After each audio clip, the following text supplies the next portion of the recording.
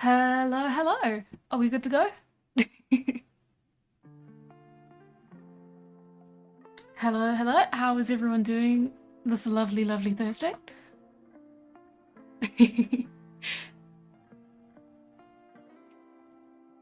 Oh, help. Whoa. Hi, hi, hi.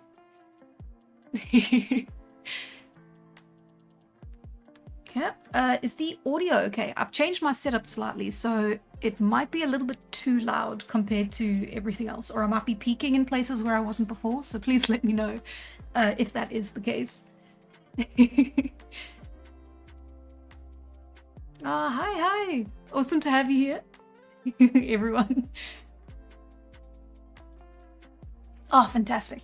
I I have a proper stand for it now. So no more knocking into it accidentally in the middle of in the middle of a stream and destroying people's eardrums, which I consider a very a very important accomplishment, personally. Nice, awesome. Oh, that's fantastic.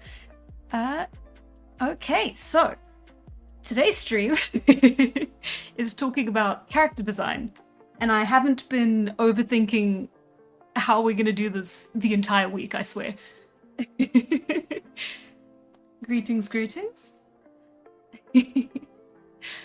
Nice, yeah, so whew, uh, as you can see, we've got a little bit of an example page here. I made this January of this year.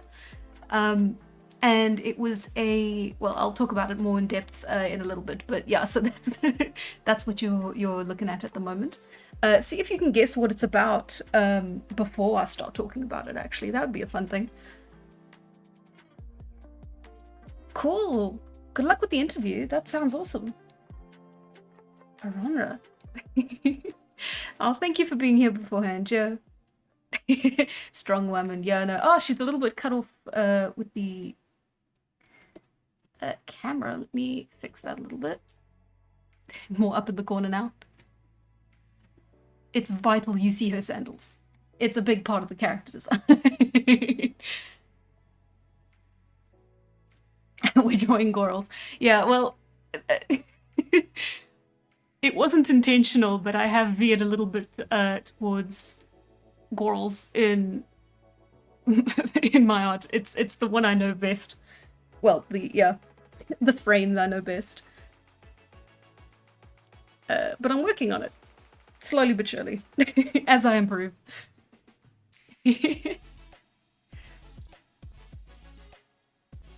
Nice. I hope this will be interesting for those who don't draw. We will sort of tone back the improv lecture at some point in the next, like, I'm hoping it won't take longer than an hour. It probably definitely won't take longer than an hour, and then we'll just sort of settle into, I'll draw something to kind of show the rules and stuff that I'm going to sort of be talking about.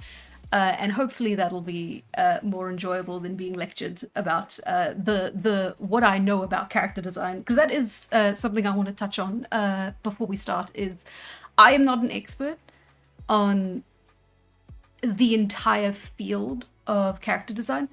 It's something that I am still very actively learning.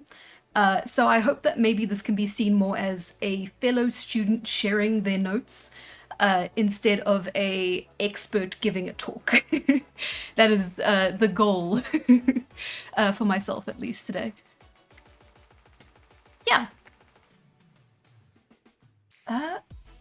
Yes, so hopefully we'll cover how design relates to personality, how to kind of work with repetition of elements, color theory, sort of portraying a visual personality, and yeah, lots of other things that I'll sort of just be touching on as we go.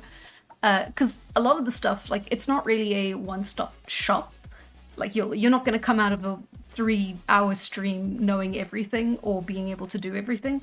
I wish that was the case. I'd be much better than I am. But yeah, no, it's something that you learn slowly over time, and you can kind of be aware of the rules and aware of the guideposts. I love using that term in my videos as well. um, just to sort of see, yeah, this is what you should maybe, this is what you can do, this is what you can maybe look out for. But yeah, no, it's art. It's very much an art over a science. At least that's the way I perceive it. Yes, it is something to do with the background shapes. The entire point of the piece was to sort of look at body types and certain body type shapes. So you have the circle, the rectangle, the diamond, the hourglass, and the triangle in the opposite direction. Yeah, so that was the point of it. I have now explained it, so thank you for guessing, those who did.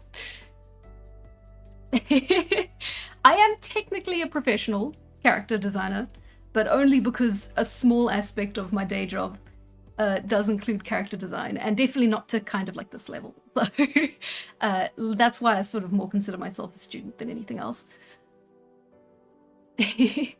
Yeah, shape design. Yeah, so I'm super proud of these designs. They were kind of inspired off of the Western Cape. I went there over Christmas and got very, very inspired by the style of, I don't know, not just the people, but sort of like the whole feel of the area. And like, I only spent one day in the city, but it was a very impactful day. And yeah, so, yeah, excuse me if I splutter and mutter a little bit hearing this. I know, it's terrible, right? I mean, maybe in 2 streams, but even then, I might run out of stuff to talk about.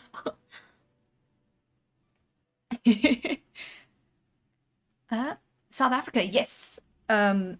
The Western Cape in South Africa. So Cape Town is the big one everyone sort of knows, was the most likely to know. So when I talk about, yeah, Western Cape, Cape Town, that's where I went. Yeah, exactly, Cape Town. Right, so this was, of course, I am very typical in the way I moved through the image. So I had started 1, 2, 3, 4, 5 in that exact order. So we started with the circular body type. I did sort of do my my minimal research and kind of looking into the different types of, you know, people. And yeah, sort of jumped off from there. In terms of character design, her entire, I don't know, visual characteristics are, yeah, no, I'm not, you're gonna see me fail for words at least a couple more times in this. Let me get my sea legs very quickly.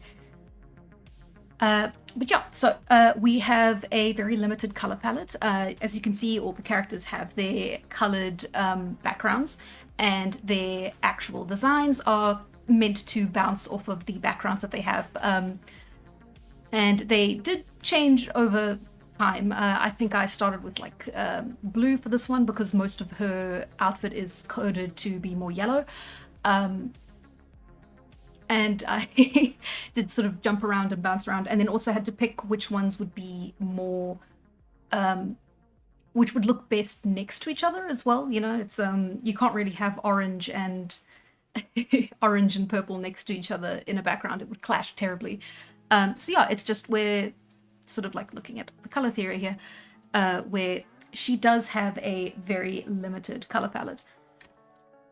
Let's see.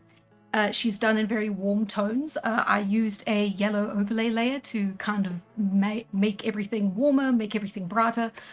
Yeah, and as you can see, let's use a red pen, so I actually do feel a bit like a teacher marking work. There are circles that are kind of repeated throughout her entire design, and this is the repetition of elements. And this is used throughout all of the characters. but primarily here, it's, I think, maybe the most obvious, where you get like the repeated shapes for the flowers and everything.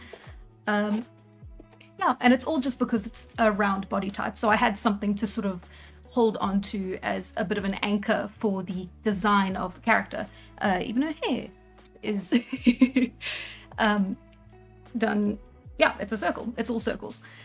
Yeah, and then we worked with, of course, like I said, limited color palette. Her flowers are all native to the grassland around the Western Cape. I have completely forgotten the proper name for it.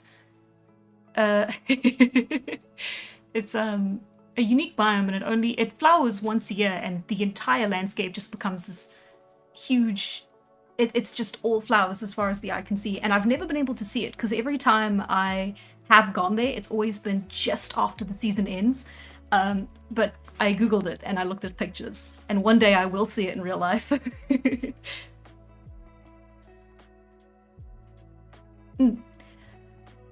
Hey, Anicia, what are we talking about? I haven't looked at chat in a while, I'm focusing.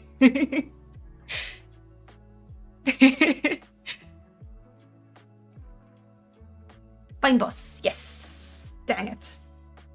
I'm very embarrassed I couldn't remember that. Uh-oh. A picture of the flower landscape? Yeah, sure. Let me...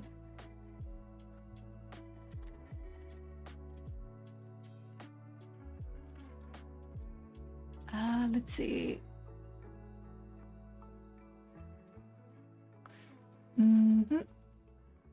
Yeah, no, so you get... Yeah, absolutely gorgeous. Let me rearrange you so that you actually can see it.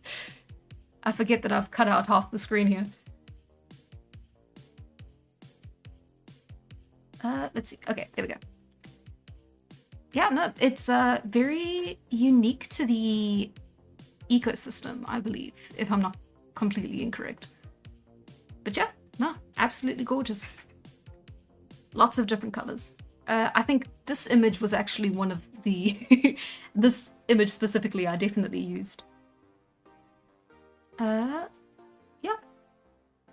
These are very iconic flowers that are used to sort of represent the Fane boss, or at least the area. Nah, it's sick. Anyway, right, so let me not lose that. So it's pretty simplistic when you look at her design specifically. The dress is very simple, it's very clean. It's a little bit inspired by the sort of fashion style. If you look at sort of like, I don't know whether to call it like high fashion or couture fashion. But yeah, Cape Town is a very artistic city. It's got like a very big fashion and art and design industry. So it is based a little bit off the fashion, and yeah, no, that's pretty much all I used for it. There are some unique elements to her sort of appearance that makes her unique as a person as well. Specifically, moles are kind of like the new thing that artists often use. Yeah, pretty. Sorry. It is, yeah. Sorry, I'm looking at chat. I've gotten completely distracted. Yeah, it is a lot like the prairie. It's all grassland, no trees. I actually don't think I could live in Cape Town just because there are trees in the city, but you go out and there's just nothing. It's just grassland, except for that one time of year where it's flowers. I think I would go insane. I like trees. But yeah, no, so little imperfections that aren't really imperfections can sort of just make them look more human, more normal. There's also that same repetition of elements where you have the two moles here, the two moles here, two moles here. Forgive my Photoshop if it acts up a little bit, because I have about, I'm going to say 3, 4, 5, 6, 7, 8 canvases open. So it's pulling quite a bit of weight. Yeah, and then again, circular shapes in the bracelets. again, it's I can only say repetition so many times, but that is kind of the whole point of her character. It's ultimately very simple, but it is successful at putting the point across, at least. At least I feel so. And then we have, moving on, we've got the hourglass shape. And this one I kind of worry if the point gets across properly, because we do have the triangle here a little bit. I was working with the background nonsense. Again, it's repetition of shape and color, just for the backgrounds.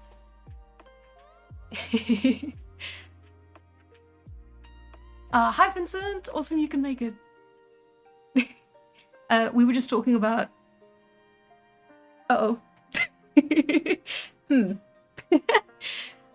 Anyway, yeah. Here, there's a little bit more personality put into the design, and personality is like the visual style of the character. Like, you can tell, like, or not tell, but just based on narrative and visual language conventions, you can sort of guess the personality of the person before they've even opened their mouth, really. And you can see that it's in the multiple piercings, it's in the hair dye, it's in the chain around the belt loop. It's, you know, it's more old-fashioned, it's more maybe... I actually don't know the proper terms for it, like goth rock-ish angle.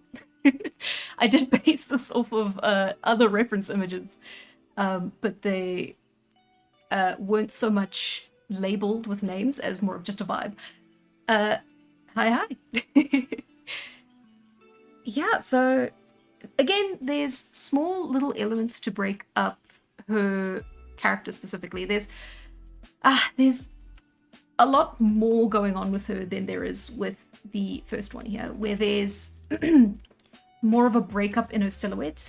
Silhouette's pretty important when you're looking at character design, and you can see it's sort of here is that you get the basic silhouette of it, but then it's also broken up in the fact that there's this gap here with the ponytail, and also with the little bits of hair.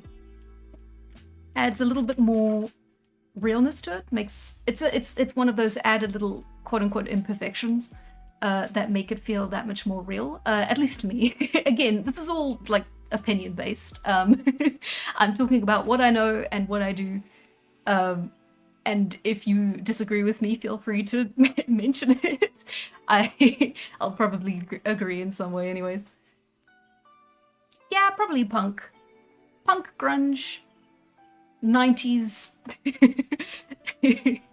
90s punk rocker aesthetic.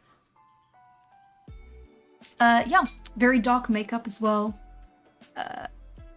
And yeah, I was working to try and focus on, as well as different body types, as well, it also focus on different face shapes. So I tried to make each one of them different from the next. Well, from the last. And I think I did a pretty decent job of that, but I'll let you be the judge. Yeah, and then here we have, again, it's a very limited color palette. We're mostly just dealing with blue and then sort of the warmer tone of the skin, and then also the sort of stark silver that stands out from the rest of it, right? And that's mimicked a little bit in the hair, because that's also very pale compared to the rest of her. And that sort of matches up with the silver. And yeah. Let's see. No, so it's yeah, very detailed boots.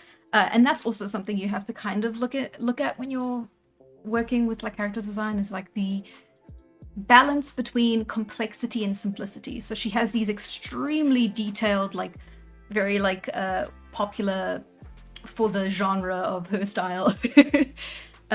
Lots of buckles, lots of loops, lots of metal bits, very dark, very high tops. I think that's the term, but I'm not entirely sure. Not high tops, isn't that basketball? Anyway, you know what I mean.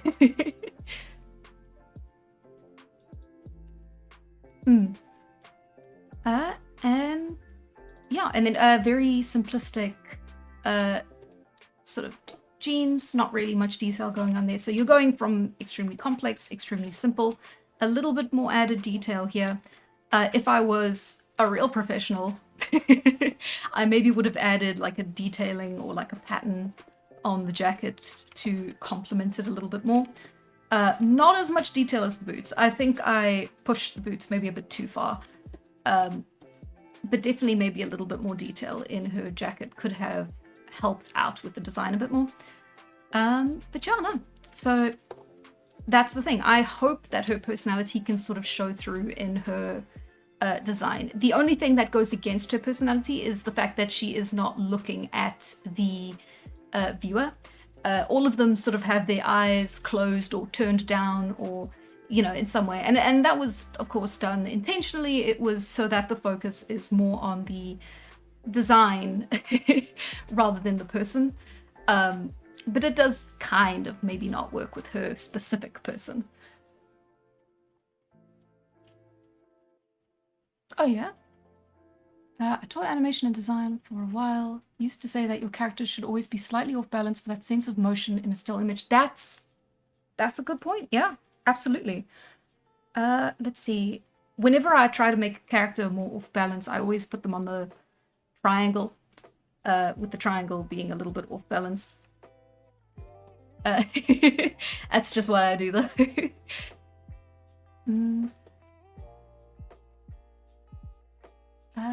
Oddities in clothing to express an otherness in the character, such as a character using pants instead of using robes like the rest of the culture they're in. Sorry, I'm... I'd like to make my characters seem like they've got their own lives. Yeah, absolutely, 100%. And especially if you're making something for a narrative work, that is the goal, really. This was not for a narrative work. But it doesn't hurt. Even when it is for a short one-off piece. Also based off something in South Africa, not as much. I sort of wanted to go more for tall character, and then that sort of developed into a character with high heels and a high pony, and then that then developed into the boots, which then developed into the punk rock style. So it was a little bit more of a winding process to get her to where she was.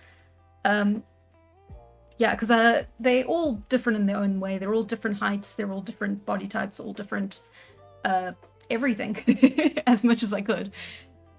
Yeah, here this is definitely very South African, not just the Western Cape.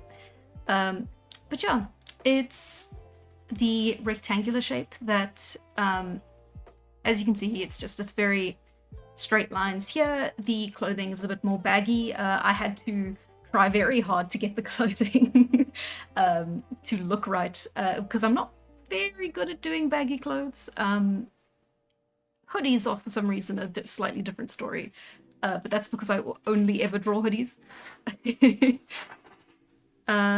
Yeah, and then the shape is repeated in the emblem on the t-shirt. Yeah, and then honestly, not much else to say. It's a very simple character. There's not really much detailing in the clothing.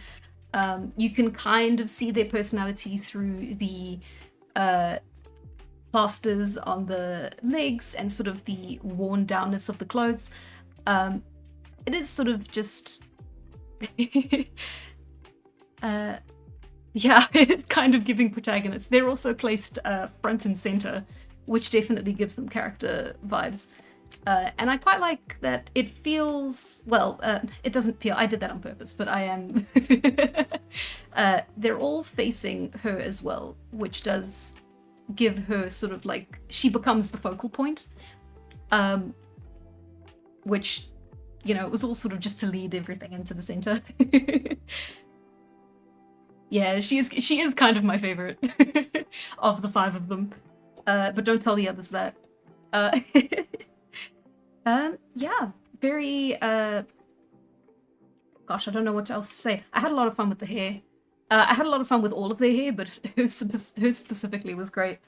You can also see how the silhouette is being broken up by the gaps in the hair as well. Also in the arms on the hips.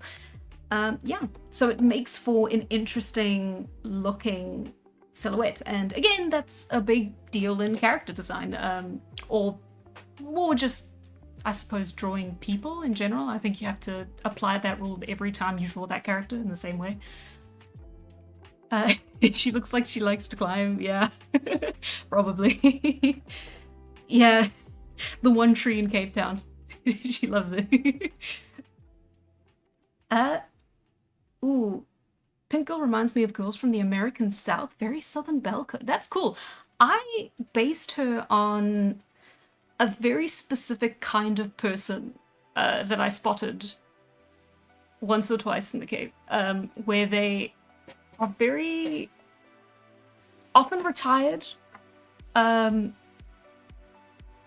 have kind of this very like flowy style. It's like beachwear by way of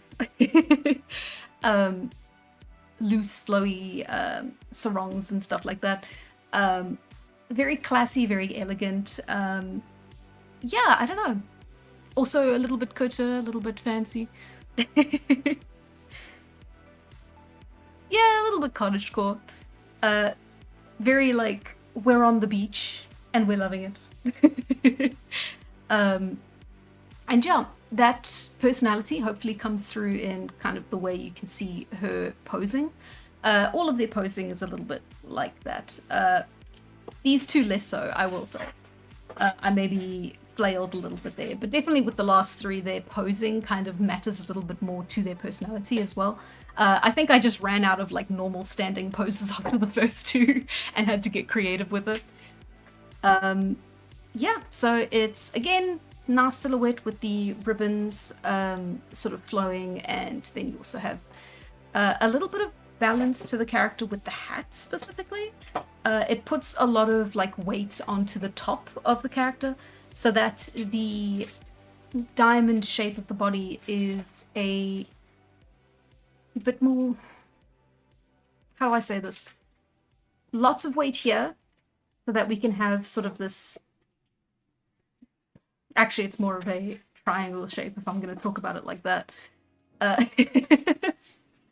Anyway, it balances itself out. That is also something you've got to look at, where you have balance on the equal parts of the image. Like if you divide it into four, you want the image to have equal amounts of weight, like visual, I suppose visual mass almost is the way that I've had it like sort of describe to myself. Yeah,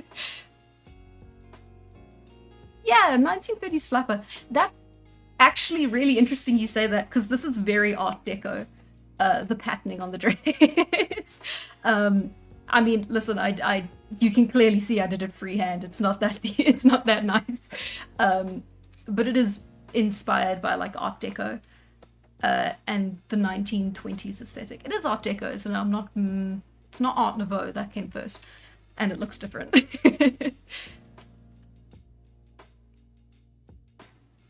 Oh, cool. God, there's a lot more people from the South than I thought. I'm assuming the American South when you say the South.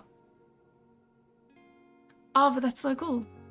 That's interesting that that style sort of like means different things to different people depending on where you are. Like I think of such a specific kind of person when I think of that clothing style, because you also kind of get that type of person in Durban as well, maybe not to as much of an extent.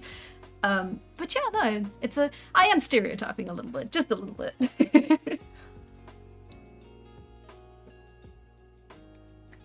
Ah, Old South, like New Orleans or Savannah. New Orleans, from the little I know from like pure media, does sound about right. Ah, the rich parts of North Carolina. Yeah, there is a little bit of class to her, hey? Like a bit of wealth. Kind of wanna... kind of makes me want to start a class uprising, you know? Anyway, moving on. This is a mishmash of multiple kinds of people. This isn't an actual person I know, or type of person I know. This is just a mix-up. It's very beach vibes. It's very bodybuilder vibes. They have like a bunch of like outdoor gyms in like along the beachfront almost, and that's not even a Cape Town thing. That's also a Durban thing. But it's sick to see the people there, and they're all like super tan, super chill. You can see the tattoos are maybe not entirely correct. They are maybe a little bit more like Maori inspired. So I'm not sure about that. But yeah, very like city focused. Of course, this is also working on the triangle shape here, and that's emphasized by her posing as well. But then at the same time, you've got that equal balance there. So she's also kind of an hourglass shape if you think about it. Uh-oh. Yeah, Ryan, you're always right on the rich part. Yeah. You're not wrong, hey? The owner of the tavern in someone's D&D campaign. I can see it. She's cool. I had never drawn... I mean, I have, but I'm not too accustomed to drawing like super muscular people. So this was a little bit of a journey for me to go on and sort of look at like how muscles are grouped and how they look on that part. I have a anatomy ebook sitting somewhere. I can't show it to you, it'll be too hard to find. But it's somewhere on my desktop. And it helps me immensely, and I will... If I say it helps me immensely, I should probably give you a link to it, or tell you what its title is at least. Let's see if I can do this without breaking anything.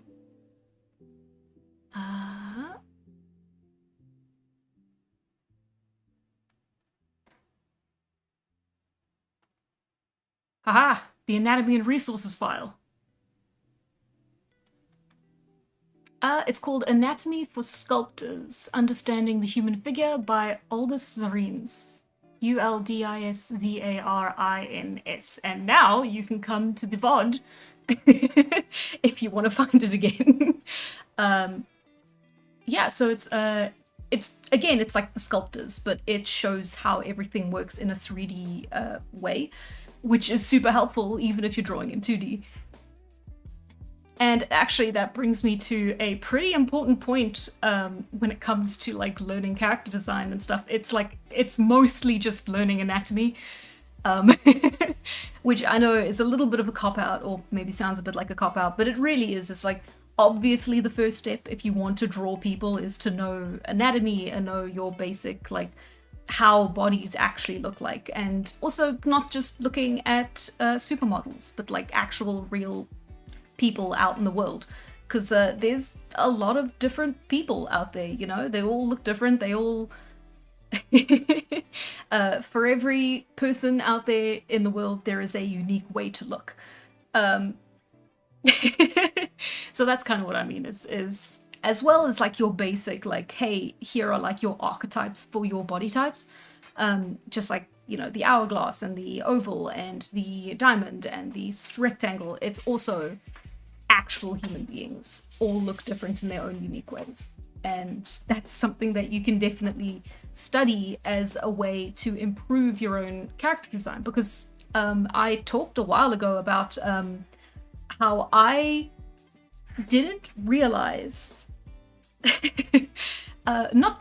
but for the longest time I had never drawn like armpit hair, which is, I don't know, but especially like nowadays, I guess it's considered maybe crass to talk about, but like I never drew armpit hair. So I just forgot that it was a thing that people had. And then when I was drawing Immortal and drawing the characters for Immortal, none of them had like armpit hair, even though obviously for the time they wouldn't have razors or the desire to shave. So it is like it's important to actually look at real people and not just models, because models are of course not real. They're not real people. They're just fake people. I swear to God. You gotta believe me.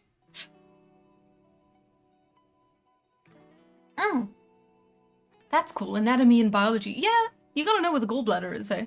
Especially if you're drawing if you're drawing graphic violence.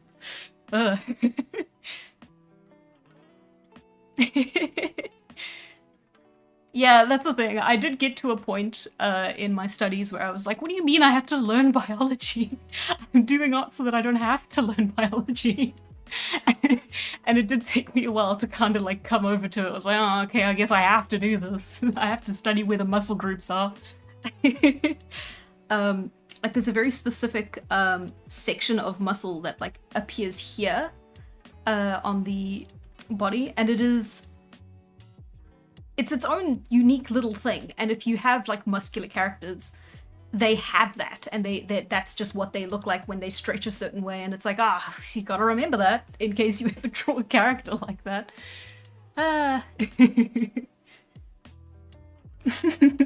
Ooh, the spec of a creature designer in me is tingling. Oh boy, do I have something to show you at the end of this. Anyway, moving on. Okay, so I am going to do a little bit of show and tell. This was and okay, hear me out. This one was a little bit of a challenge to myself, okay? I know it looks a little out of pocket. But this was something that I got really, I suppose, interested in for a little bit of time, and it was the challenge to see if I could make like food woman. Can I combine the concept of a stack of not flapjacks. These are just pancakes. We call them pancakes, but they're also like crepes. Yeah, so very Southern Belle coded. You said that about everyone in a large hat. Yeah, so the whole idea was like, can I design a character made entirely out of crepes? And it was a very out-of-pocket idea when I thought of it, and it was still an out-of-pocket idea 7 hours later when I'd drawn it. Yeah, they even have names. This is Madame Crepe. And frankly, she was the first one I designed of the set of 4 that I ended up doing, and she's still my favorite one. And again, there are a lot of elements of character design that were kind of both knowingly and maybe a little bit unknowingly implemented in her design. Again, it's a very limited color palette, so you have the base colors, which are of course your sort of I don't know, lemony, beigey, yellowy sort of coloring here, and then you also have your specifically the chocolate sauce. Which sounds crazy to say when talking about character design. Yeah, so you look at a chocolate sauce, right? And oh god, that sounds like a euphemism. Anyway, and then you have the different colors in the different fruits, the different veggies. I don't know why I'm drawing all these lines, but you see what I mean. It's red, it's blue, and then you have sort of the brown also creating repetition in color, and then also again a very limited color palette. Everything has very warm tones to it as well. You can see that especially in the difference between the cream and the actual crepes. They are very yellowy still, and I do lean a lot into yellow when I'm drawing any characters. Actually, I find it just makes them very bright and very warm. Edgy Candyland character. Yeah, don't worry. She'll be in the next Wreck-It Ralph if I have anything to say about it.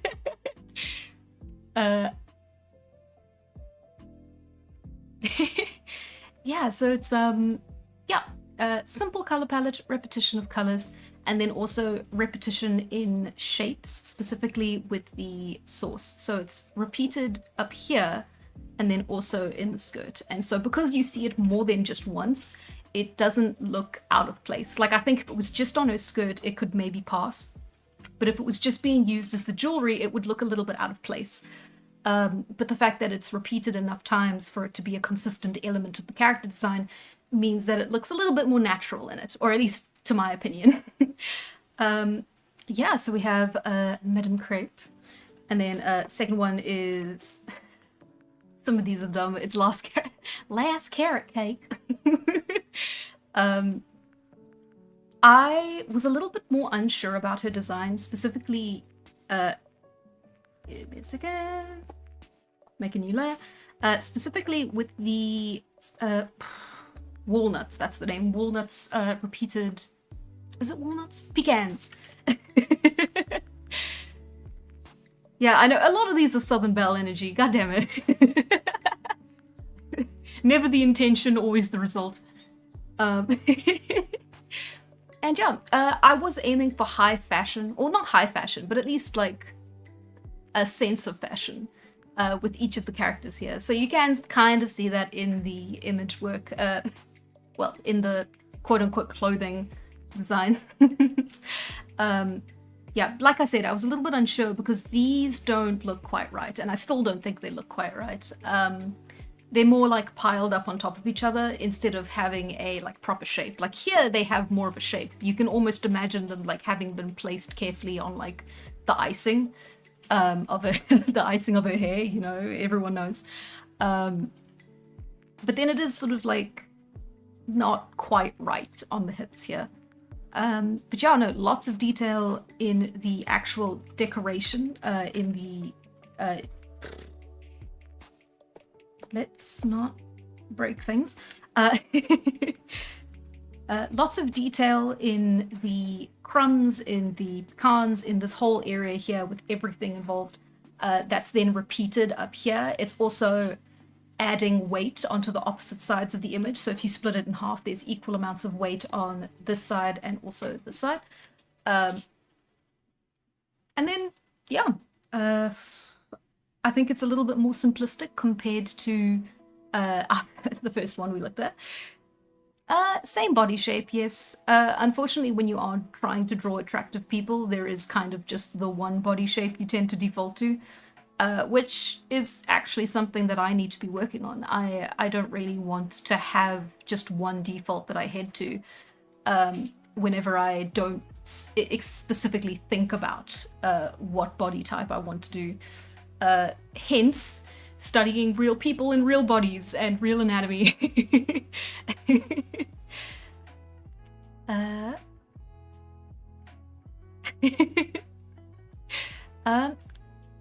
She looks like Botticelli's Venus if she emerged from a walnut. Is it because she's got the hands like that? Or is it the... Wait, no, I have to Google.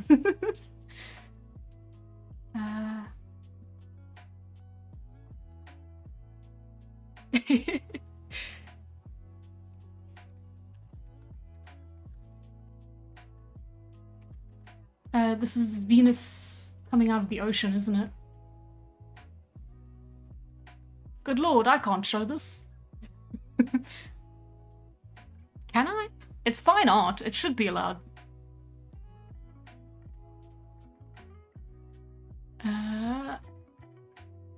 Yes, Wikipedia, my savior, thank you. Wikipedia always has such high definition images. Absolute lifesaver. We won't be demonetized for this, it's fine art. I see it in the, I do kind of see it in the body shape. Whoop. Thank you, Windows. That was unnecessary. Anyway. Quick, before YouTube sees.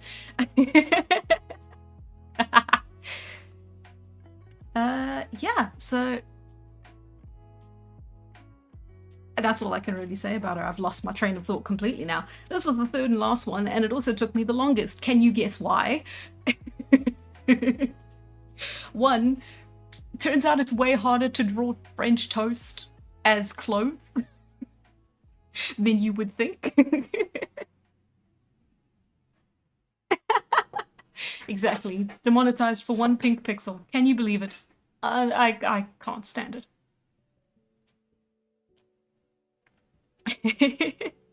This toast looks French. But yeah, mint and blueberries. I saw a lot of because you know, of course, I was like googling like gourmet French toast, and like a lot of the results, it's a little something something to just add a pop of color to the dish. I know that, so I used it to add a pop of color to this dish. Yeah, the syrup took ages. I had to do it on a different layer because it kept confusing me when I tried to draw it all on one. And yeah, shape-wise, we're working more with, what did I call her?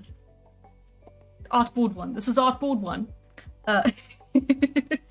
I think I did call her French Toast Summer, because I'm cringe like that. Let's see, and yep, everything's sort of heading in one direction, very solid. Well, you have a bit more of a triangle shape about her entire form.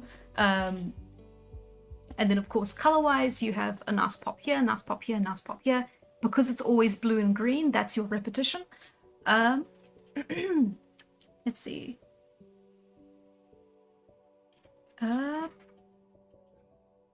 I should be able to say some more about this. Little bit of a hat on her head. Slight repetition of shapes with the triangles, but not, I think, enough for me to actually make it a point. Even though I've just said it, so I think I have. Oh, by any chance, will these artworks be on the Patreon? Yeah, absolutely. Well. Technically, so everything that you're looking at now is kind of stuff that I've been working on for my portfolio, just like my general portfolio. So I can, I suppose, send you a link to the portfolio. Dang. Oh, how my lives have merged. Yeah, no, absolutely. I will, I suppose I'll put it in the Discord.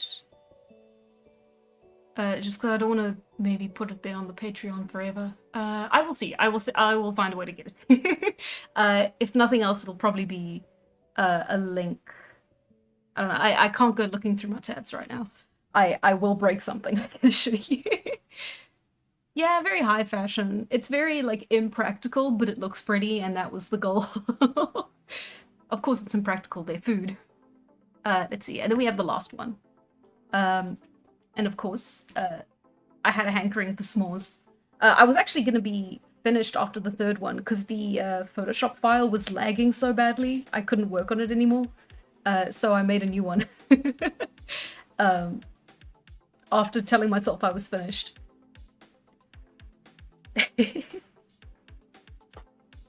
JoJo's character was about food. Thank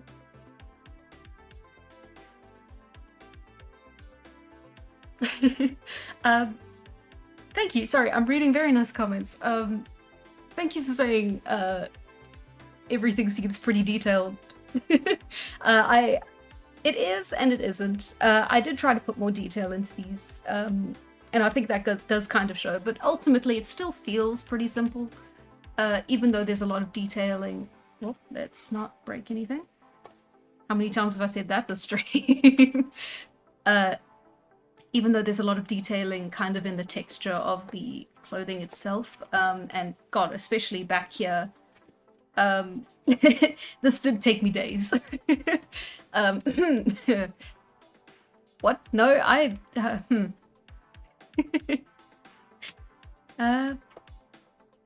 but yeah, no, it still kind of reads as simple to me in the final render, but maybe it's just myself. Like how you can't look at your own work without seeing something completely different to what other people see.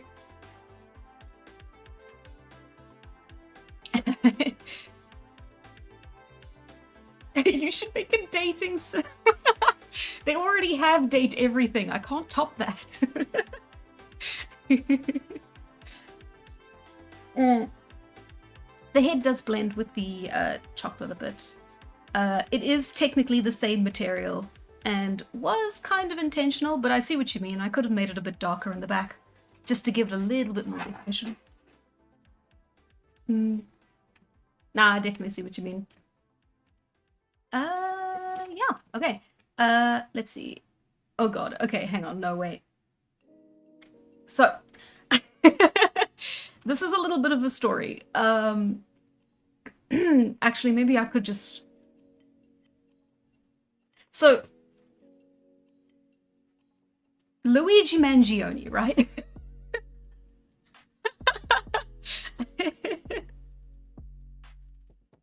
um, um, there was a bit of a revolutionary vibe at the beginning of this year. Actually, maybe I'll just skip this one. Hang on. Jesus. Yeah, no, maybe not the best way to start this off. I was thinking a lot about the French Revolution for completely unrelated reasons, linked to absolutely no current events.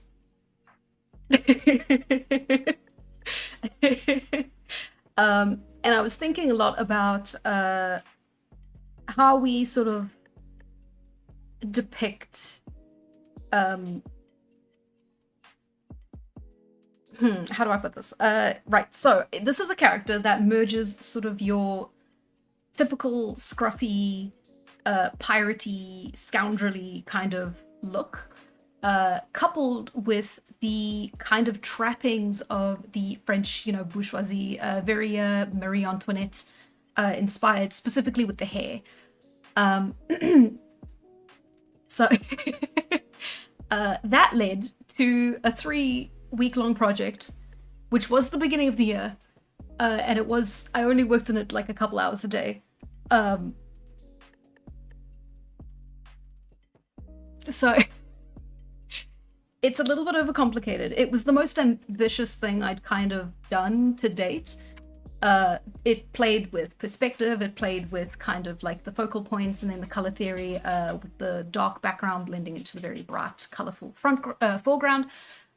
You had a very a character with a lot of personality. Yeah, no, I had a lot of fun with the perspective. I do think there are a couple of errors here and there. I'm sure if I didn't look at it for like a couple months and then came back to it, I could tell you exactly where they are. But for now, I just have to kind of sit there and see. Very concerning that you placed the viewer on the table. Yeah, no, it gives a vibe. It gives a type of vibe. I am aware.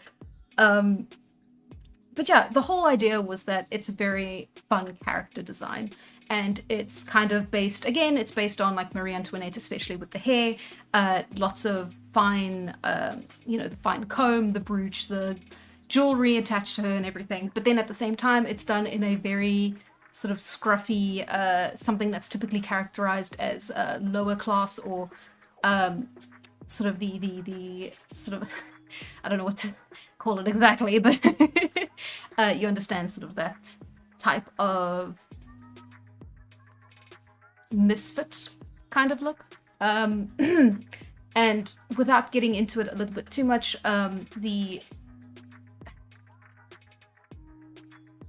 in fact, I will not go into it too much. Yeah, just the very pirate vibes.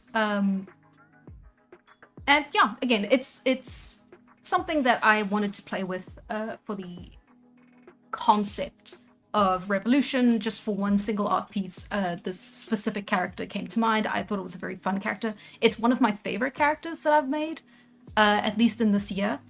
So I did kind of want to talk about it, but also I am aware that it is a very it's its own thing, and it kind of looks a bit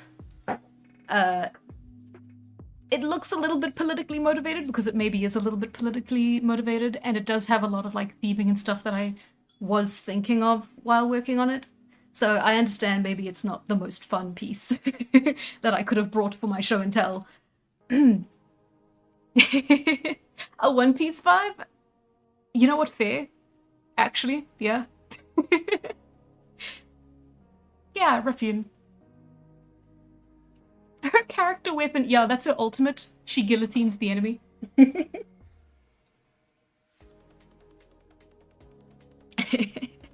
Yeah, I mean, I was going for rough and ragged, but she is beautiful. I did think that while I was drawing her anyways. She makes the cake, yeah. Yeah, the bit in the cake is nasty. That's kind of part of the statement. It's a sort of disrespect for the surroundings. She is, at least the intention was for her to be simultaneously kind of like out of place, but also very in place. Because even though the pastries and everything are done in kind of very bright coloring and she's more in shadow, she does sort of repeat the colors of the foreground in the feathers on her back, and then a little bit of the toning of the hair, because it is more of like a matching part of the foreground, which is, you know, luxury, it's pastries, it's fine desserts that you could never have outside of like the bourgeoisie back in the day. But then the background, which is the rest of the castle, presumably, or dining room, or wherever she is in this, like, again, it's a space of like luxury. You can see these very tall, high windows, there's banners on the walls, but it's in the colors of the rest of her clothing and the rest of her. So it's this mix between like your gold and pink and yellow, and then more of your like murky browns and greens. And yeah, so she's kind of supposed to be not a bridge, but a meet between the two, if that makes any sense at all. I might be rambling a little bit too much. This is what happens when I don't have a script. I really want cheesecake now. I cannot tell you how hungry I was while I made this, and I had nothing. I couldn't. I think I made an apple pie at some point while I was doing this. I just kind of left and went, you know what? Hungry. The food ladies are cowering just outside. Yeah, no, it's all a connected universe, you see. Let's see. The last thing I have to show. Well, okay, kind of. This is more of just an example of like a character sheet. It's something that I am clearly not done with. This is sort of the character of Joan. I haven't had time to work on like any portfolio stuff for a long time. So I think I did this, whoops. I think I started on this a month and a half ago. And then I got as far as drawing her fully rendered and then moved on. The idea was that it was like for a larger world that was kind of fairy tale-esque, focused on like feminism, beauty, but like not in the same, not to say feminism and beauty were on the same side. Yeah, so it's you can also see, I think I have a little bit more of a simplified style here, I want to call it. Queen of the People, I was still kind of figuring out, which is the name of the last one I showed you.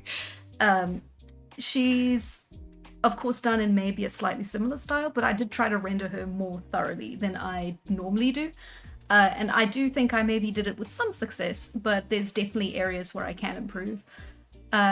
Here I was a lot more in my comfort zone, where you can see it's the way that I've done stuff in the past, and even the avatar you're looking at in the video right now. Yeah, so it's a overlay layer, multiply with the two shading tones, and then let's see. Of course, the rest of the character sheet is just details about them, and that's also something that I guess sort of also relates into character design, where you draw your character sheets, but that's more about like what professionals do and stuff that you do to put into your portfolio so that people will hire you. So yeah, it's not done, just wanted to talk about it. And this is for the person talking about Spec Ops way back like 40 minutes ago. Hope you're still here. This is an old one. I do want to preface that. I think I made this back in 2022. And this is the best example of non-human character design that I've ever done, and I love it to death. And there's a whole story and like plot line with him too. And if one day I ever finish Immortal, I'll probably do this next. But it's very much not even like it's so far in the distance, it's not even worth thinking about. So it's Springtrap, exactly. See.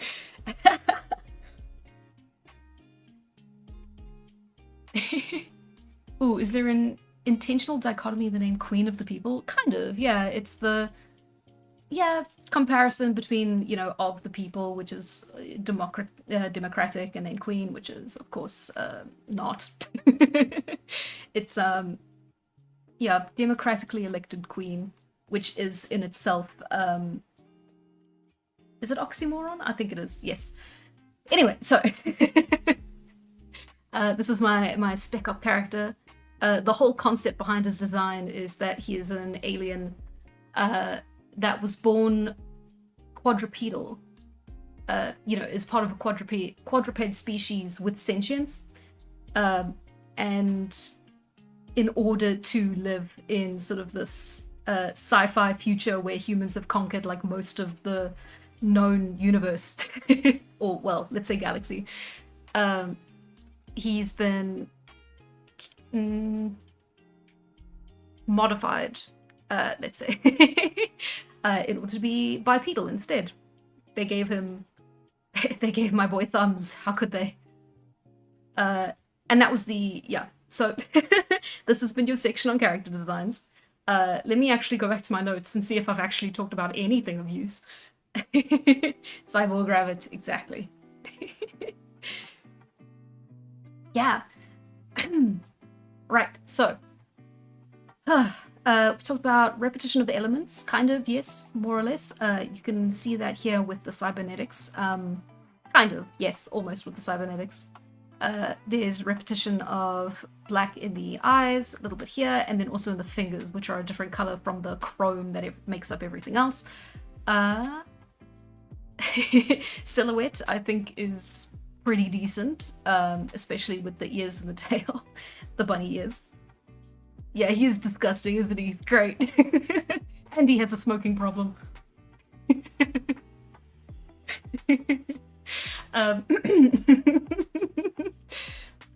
The next thing I have in my notes is distinctive visual characteristics and features, which I think you can very clearly see here. But also, interestingly enough, this also translates into your more like quote-unquote normal characters, where you can literally have something as simple as like bags under the eyes can be considered a distinctive visual trait, especially if like other characters don't have that. That's kind of the difference between like, hey, this is my art style and then this is my character with this trait. If you draw characters with different tones or whatever under their eyes, that's a style, but if it only has with one character, that's a trait. And that's fairly simple, you know, it's not like a huge issue to put a couple extra lines under the eyes, or maybe a mole, or a freckles situation. Or maybe if it's an older character, you can add like a specific bit of grey hair. If you're aiming for anything really, like small little like simple everyday things that maybe we don't really think about in people, and that also then comes back to like real people, real bodies. That's the kind of stuff that you see naturally out in the wild just when you look at people. But it's stuff that's often overlooked in art and character design because it's not the standard, or at least it's not like very typical. It's something that's slowly changing like over time. Like nowadays it's pretty normal to see like, I guess, like an anime character with moles. It's pretty interesting to see how like the styles and like styles to see how like character design is changing, and they're sort of including more like small imperfections in that way. We just oh, thank you for coming. Sorry you have to go.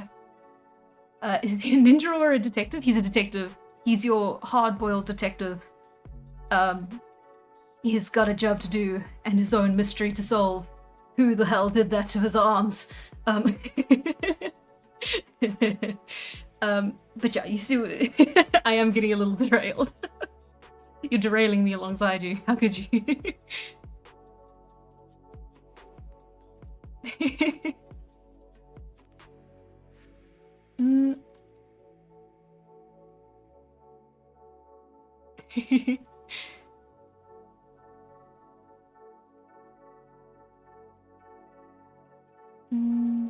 Hello, chat. I don't know what you're talking about anymore. You've lost me completely. Yeah, the eternal appeal of the noir detective. Kind of exactly. Like, the personality is very, like, NPC number 3. I did not think very hard about the personality. It was all in the creature design with this one. Not this one, if you're new and just coming in. I mean, this one. Oh, good luck, Velocishad. Ganbatte.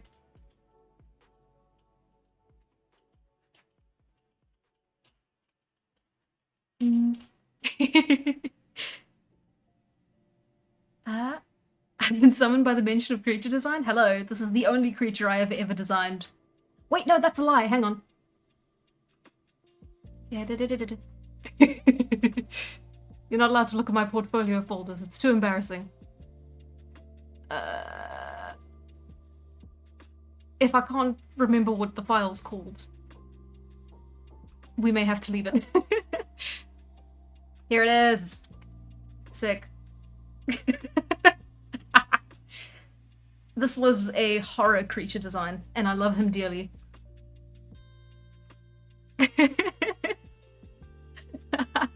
This is the second creature I designed, and you can see I have a tendency to lean towards furry nightmare creatures. A thing! Yeah, it is all sketches, unfortunately, so it's not exactly polished. I have a terrible habit of starting something and then waiting 3 months and then getting back to it. Not waiting, but I start something else and then I start something else and then I start something else. Not immortal, though. I work on that very consistently. Oh. It's the Chupacabra, exactly. Let's see. There he is. I love my 6-limbed creature. Yeah, no, it is all just rough sketches. There's not really much to see. Let's see. Okay. But before we get any more distracted, bye-bye. No.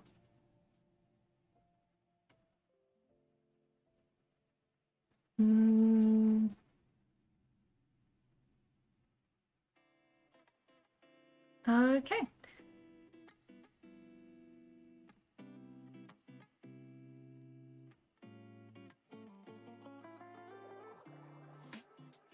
I came very prepared, as you can see.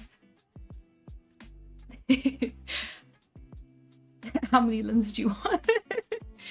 Does the entity have intelligence? He likes to think so.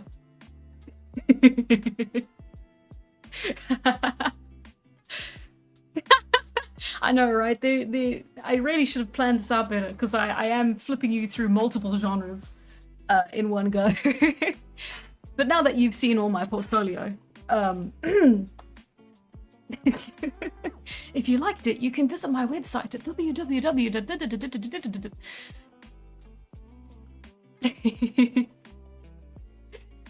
Leave the entity alone. Oh, you're like baby ducklings. You guys imprint too easily. Just a little guy.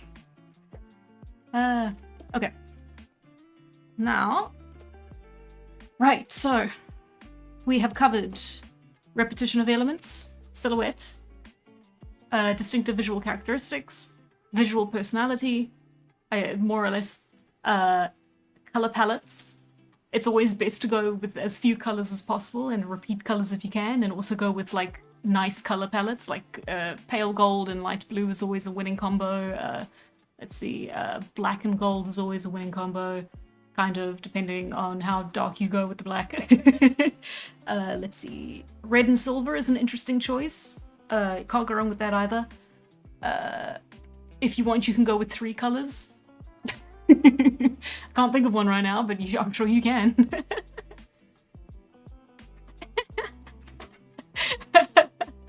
I'm sorry, I didn't mean to insult you guys. This is what happens when you give one off OC lol. You guys, it's okay. Purple and red? No. I will not elaborate. You should know this. I taught you better than this.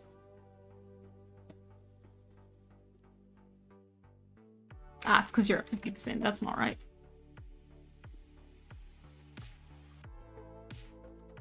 Why would you do this to yourself? Actually, wait, hang on. Okay, for Shadow, it's fine.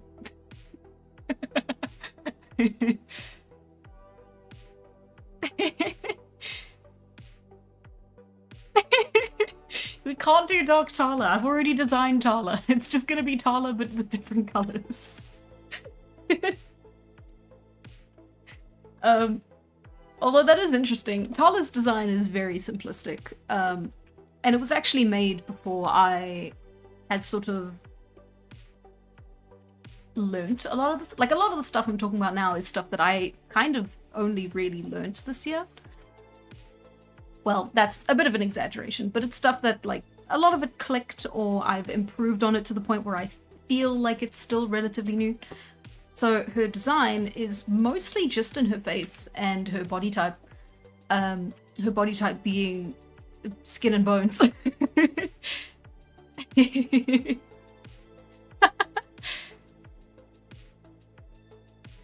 Ice blue and something else. Yes. Ah, yes, Dark Tala, the robot from the future. You're making up the lore for me. Ah. Silver and black, yeah, absolutely. Very Midnight Sky. Mysterious, dark noble, that sort of thing. Anyway, so like I was saying, Tala's design is very simple, so most of it is in the face, especially since she will be, you know, traipsing around the world for so long that she will change hair cuts and clothing items very frequently. So there's not really much point in designing her with an outfit in mind. Well, there wasn't much point in designing with an outfit in mind. So all of it's in the hair. She has that, that.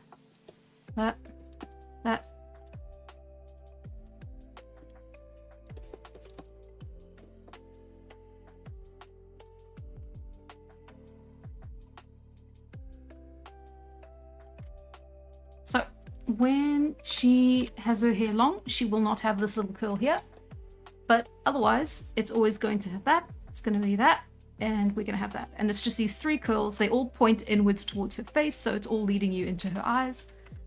And that's pretty much it. That's kind of all. And then, of course, the little bits of hair change every time I draw her. Nah, but the fringe stays the same. No.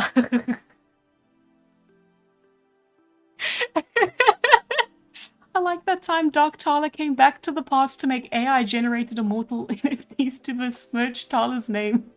Tala doesn't care and doesn't even know Dark Tala exists. Exactly! That's my favorite movie. Yeah, exactly. I did make a bit of an oopsie and kind of give this avatar character here the same kind of swoopy on the eyes. Yet another reason why I should maybe redesign her. Which sucks, because I've just made this nice new VTube thing. Avatar.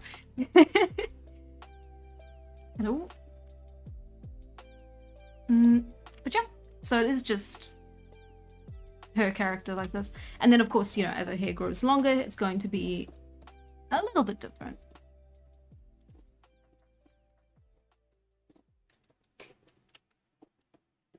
Gotta feel it out a little bit, clearly. And that's a little bit of a concern I have for it, actually.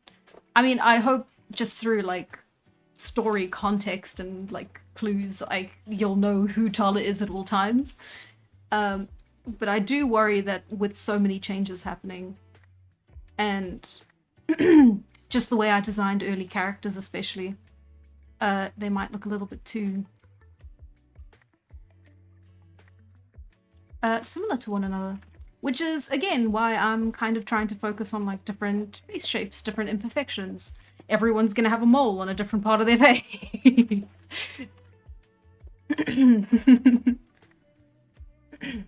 Oh, thank you for coming, Discopon.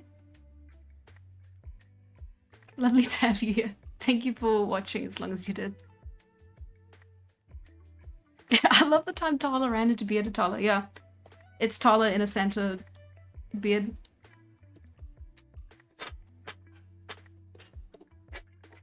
Huzzah! True character design. Let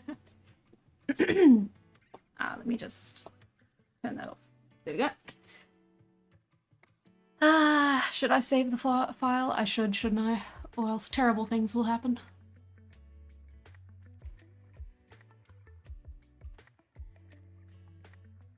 The one time I don't save and everything blows up.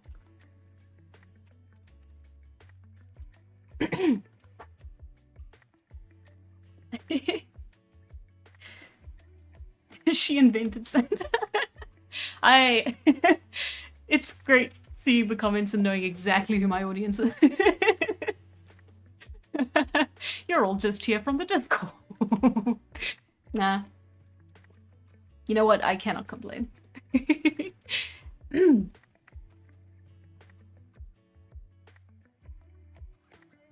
Whoa. What?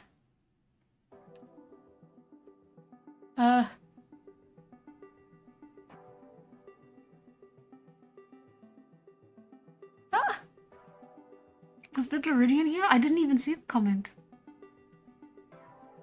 If you're still here, hi. Awesome to have you.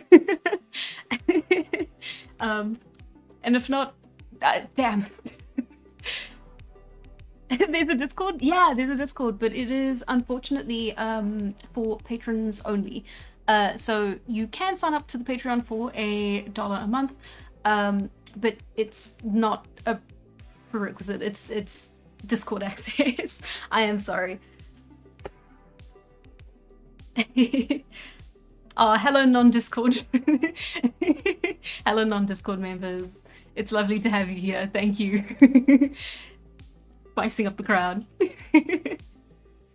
Anyway, now that I've alienated at least all of my audience. Oh, cool. Hi, Biblaridian. Very cool that you're here. I hope you're enjoying this blank page. Right, so let's see if in the next 2 hours I can actually put some of what I've talked about into practice. And maybe talk a little bit more about it, although honestly I'm not sure what more I can say without going so in detail that it's a bit annoying.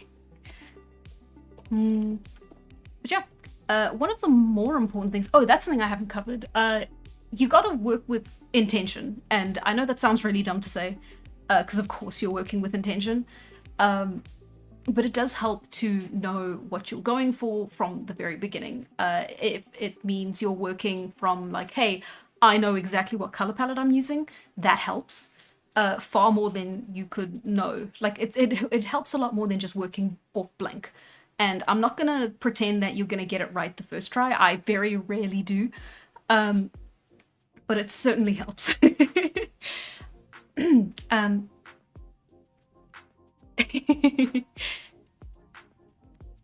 Yeah, sorry. I'm pulling away from the topic at hand. Oh good, I'm glad, so I can go into detail. So pens were first invented. I believe it was 9,486 AD. When Grog picked up a piece of charcoal and taped it to a pen that was left behind by Andrew the Time Traveler. God dang it. Ah, oh, sick. Well, happy to be in the background. Yeah, sorry, I won't hop on too much. Sick.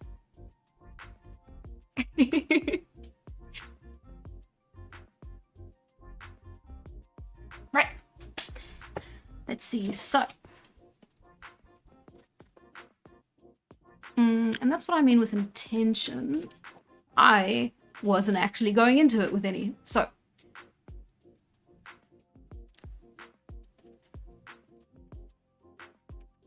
Let's start off with saying, okay, I know what I'm going for.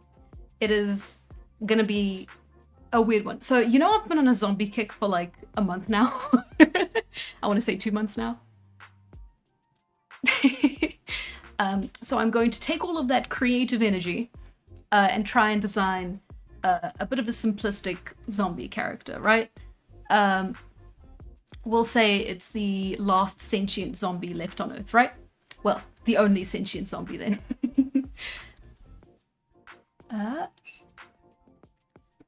We start off, of course, with just your basic anatomy, getting everything in the right spot, which is actually sometimes the hardest part for me. It works for me or it doesn't. And again, working with intention and knowing what I'm doing when I start doing it really helps with that. Because then the better I can visualize what the end result will be, the easier it is for me to do the anatomy. Whereas if I'm just kind of working off of like nothing or just kind of vibing with it, I will make the head too big and the neck too long and the legs too long.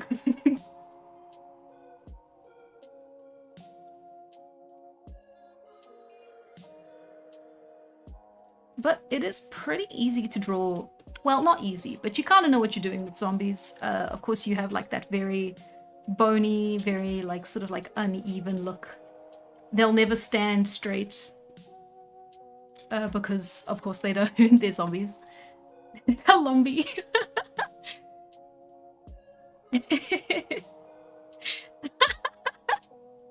Sorry, I need to stop looking at chat. You guys are way funnier than me. No, I'm not embracing the cool kid. Guys. No. Let's see.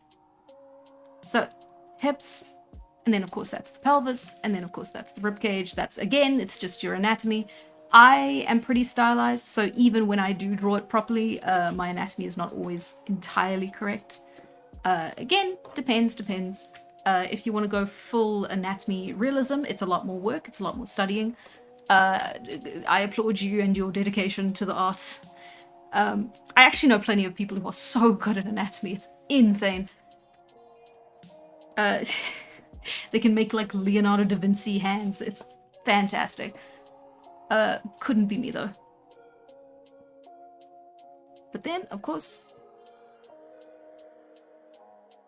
and this is your pretty standard zombie stand, like, to have it just off the top of your head. Fun fact about anatomy, the feet, pelvis, and head should all be equal lengths of one another. And that helped me a lot, because for a very long time, I drew my legs very long. To the point where, like, I can't look at any of my old art from, like, before 2020. It looks like horses.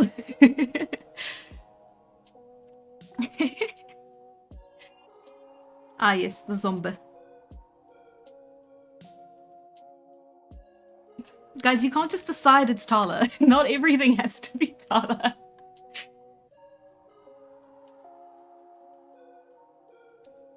Just because we're 2 for 2.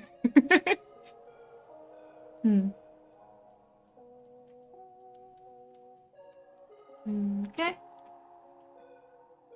So, her hands behind here, but then in front here. Also makes a nice kind of like 3D visual for her, angling for her like actual real body.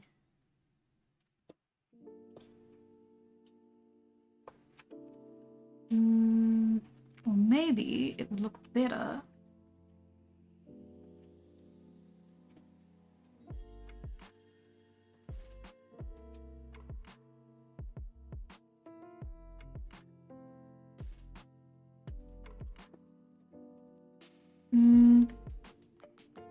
Because already we're sort of working on our silhouette. You can see there's going to be a gap over here. And there would have been a gap there. but it doesn't look like it's going to turn out that way. So it would be more interesting just to have her hand over here, because then you still get that gap. So you get your whole body sort of shaped out before we've even done any of the detailing, any of the clothing or the face. We already know exactly what her body is going to look like. And her silhouette. Into the Tala. My god, I love Spider Tala. I need some original characters. Yeah, I've been beating the same old dead horse for a while now, haven't I? What's one more character? Let's see. Let's give her... Now, of course, because we're dealing with zombies and they're kind of... they're supposed to look very malnourished, they're supposed to be very bony. She is, of course, going to have your starving chic sort of body type. Which actually felt really bad for me to say. I don't think I should call it that again. And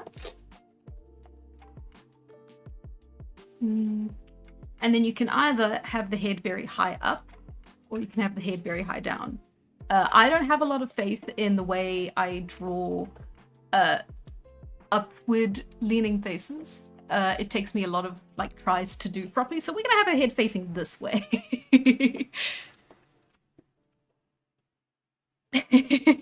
A hypothetical zombie apocalypse future. Tala gets caught up in it, and technically she survives. Oh, what hell? Like, she's still kind of in there, but not really. Ugh. Actually, I don't know how that would interact with, like, the way she technically works. That'd be an interesting thought experiment. We'll make an AU for it, don't worry. Okay, and now we work kind of with the rough shapes of the body. Nice to get that all down right off bat, so we know where the hairline is, we know where everything is. Again, we haven't done any of the detailing for like her actual appearance, aside from me saying her all the time, so clearly she's female. Because I can only draw one gender, apparently. I did admit it earlier, I don't know why I'm saying apparently.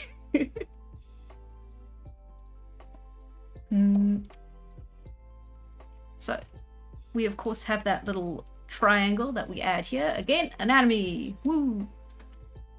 And then very bony shoulders, so it looks kind of like that.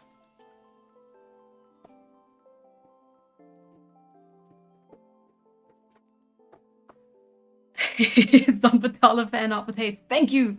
Go, my soldier! You're the only one who can. Because no one else will know what the heck we're talking about. We are an hour and 25 minutes into a stream.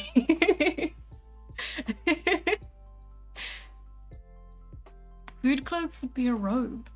Yeah. Ah, welcome back, welcome back. Robes are from Stone Age now, I guess, if you called them that. Honestly, I don't know what to call them. Robes sounds right. Robes kind of just like... In my head, it is just large pieces of cloth wrapped around the body. So it doesn't make sense. Quick, no one correct me.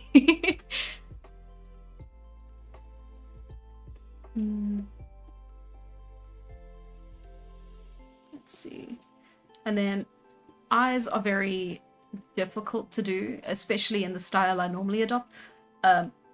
Well, no, it's not that they're difficult, it's that whenever I try to draw in a more serious style, I make the eyes too large, because in my typical style, I tend to make very large stylized eyes. So it is unfortunate. I will never be able to draw normal sized eyes. I don't know what they look like. Maybe not an evil smile. I think that's maybe overboard.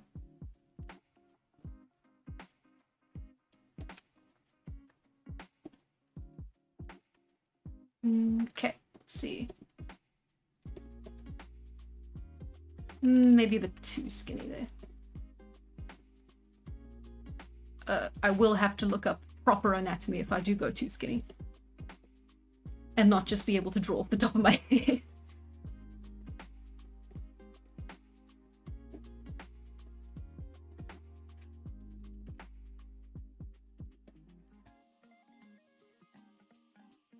Mm-hmm.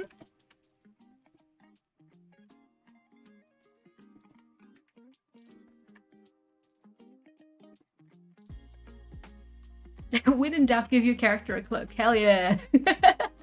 Exactly. It's like when you're a kid and you can't draw hands, and you're like, I'm just gonna put them behind the arms, it's fine.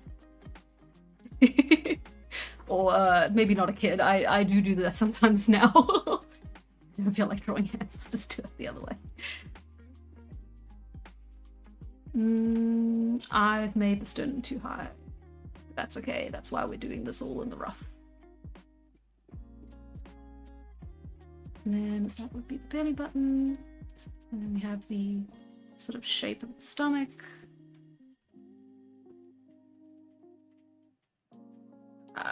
Maybe I will have to look up proper anatomy.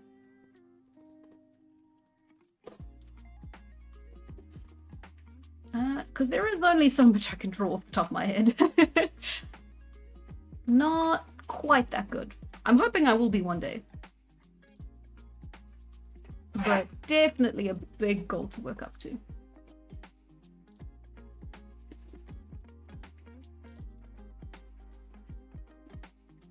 Let's see. Oh, that's the most interesting shape. And it's hidden by the wrist. Ah! It's fine. And then, of course, you have that thigh gap. Just thought I'd bring attention to it, don't worry. I know it's considered, I guess, attractive or desirable, but it always kind of... I associate it with this body type. I don't know. I'm sorry. I'm really sorry if you look that way. I'm so sorry. That's a very mean thing to say. I don't know, man. You can have conversations about like body types and like what is the most appealing. In fact, I'd say like when you're talking about anatomy, there is definitely a place for it, but I also am not confident enough to talk about it on stream. I am terrified I will say something incredibly stupid and it will become my legacy. Zombies in the medieval era? Didn't they make that? It was like, oh no, it was Pride and Prejudice and Zombies. That was very dumb movie, highly recommend. It is so stupid.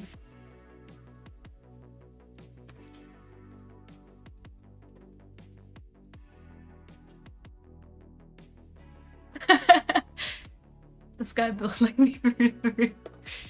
Yeah.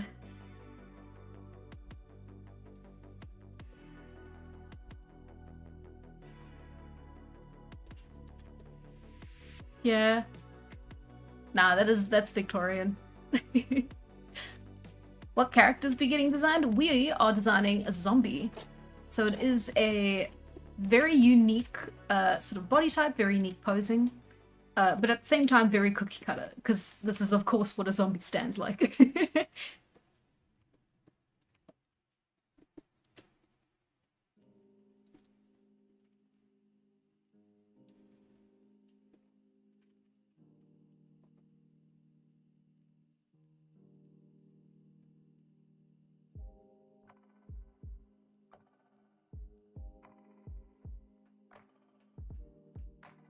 Let's see.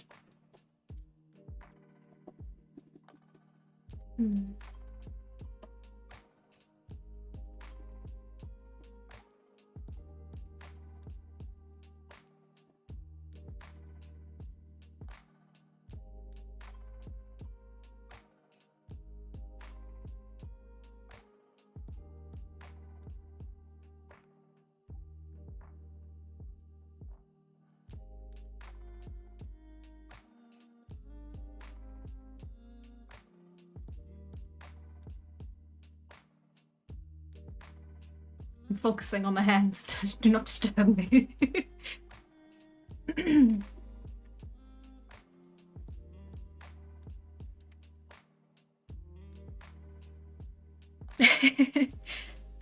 Oh, thanks, Berg. That's very nice of you to say, but I am also very aware that the VODs are gonna go on the internet forever. So I also, yeah, I don't know. I try to always just be on the right side of history. That is all I'm gonna say about anything. I think.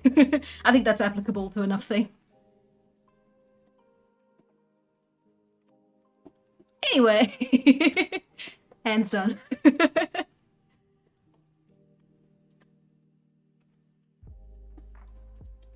Any decay? Yeah, probably. We haven't quite gotten to that stage yet. I'm still figuring out like how everything's gonna sort of look. Bone-wise. There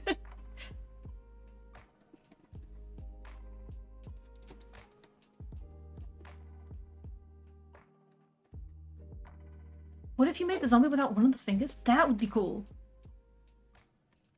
That one. Because then that affects the silhouette and makes it more interesting. It's like, it's actively falling. There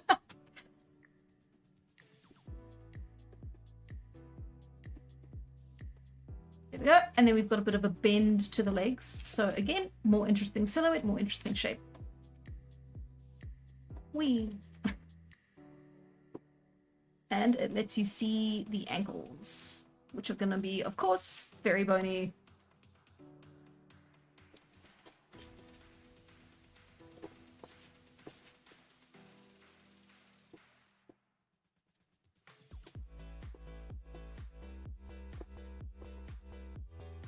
Okay.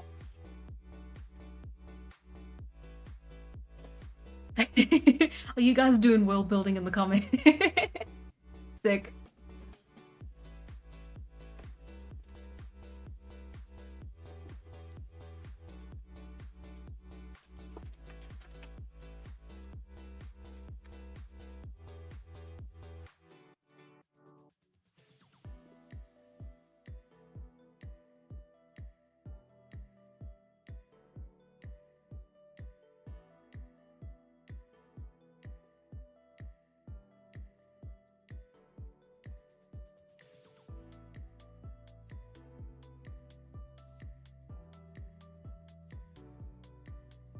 There you go.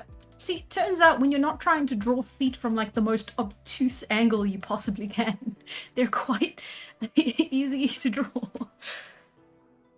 This is a callback to like 2 streams ago. No, wait, no, that was... No, that was 2 streams ago. God, time. Woof.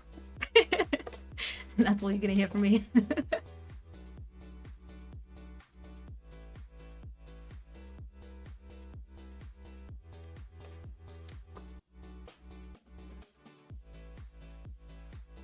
Oh, sick. Yeah, no, your English is fine. No, Berg, it's great. It's very... Lots of people who don't have English as their first language tend to think their English is much worse than it is. Honestly, you're fine. Genuinely.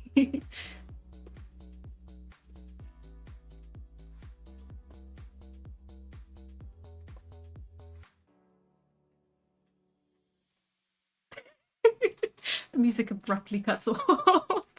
Every time that happens, I get a panic attack.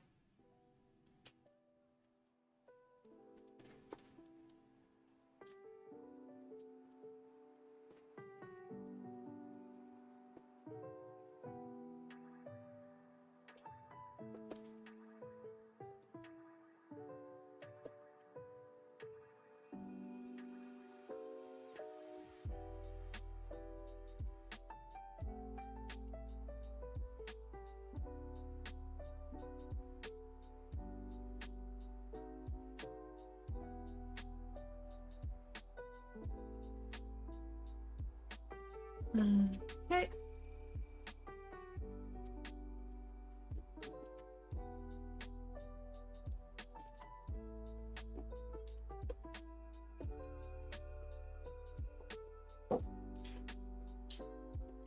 Okay, there we go. So that's the body for now. And now we get to draw more over it. And start to actually put some character into the frame we've got for ourselves. As always, I always tend to start with the eyes, windows to the soul and all that. It helps me get the most out of the personality straight off the bat.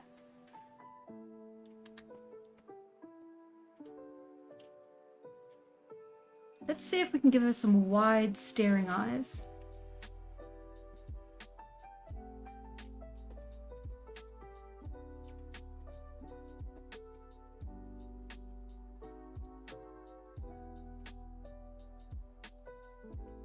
Ooh, actually, has anyone been watching The Summer Hikaru Died? Because this is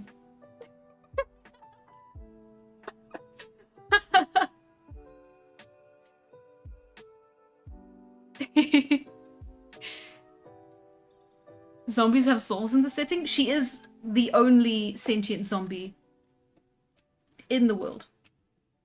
So she does. The rest don't get to go to heaven. Very out of pocket statement.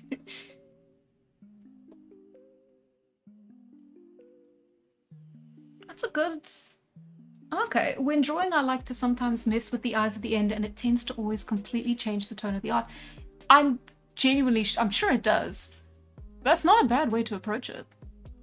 I've never tried that. I always go straight for the eyes.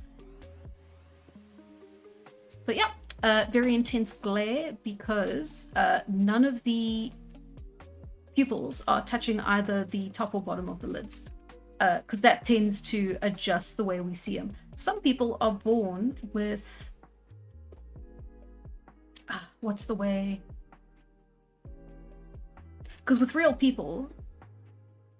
No, I'm not going to say it. I will get something wrong if I do. But typically when you draw, not with like real life, you want to have the pupil at least touching the top or the bottom. Unless you are going for a very intentional expression. Like this. And then also having the iris not touch the bottom of the eye also gives it more of a intensity to it. Which is what I was trying to say about like... yeah. 2.89.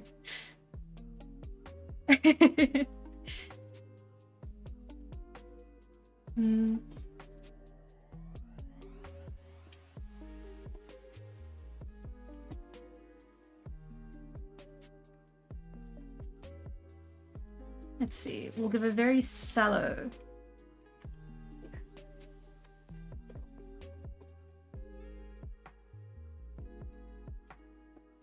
Because she is still sentient, but she's still rotting. Which means we do have the opportunity to give her the Voldemort nose. But I actually think that might distract from everything else. Yeah, no.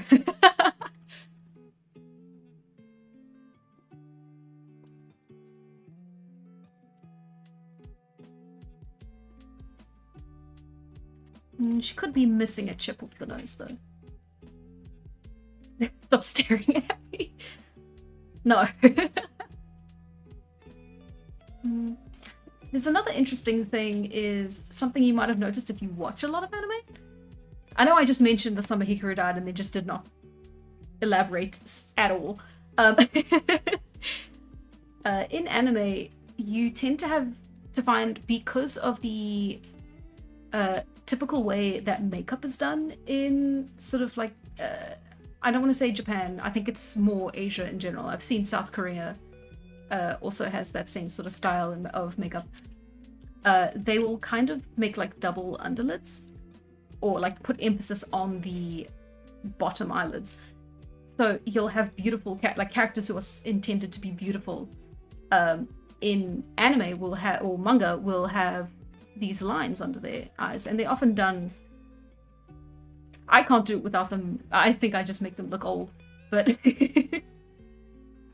that's something that I've noticed over the years. It's become a little bit more popular. I could be pulling this out of pocket. It's just something that I think I've seen a pattern for. Ooh, took away a part of her cheek? Yeah. So, hang on. That's... So we would have teeth here.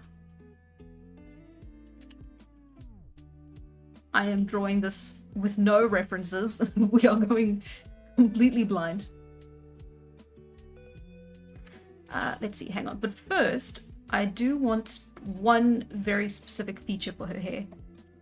And that is to have that.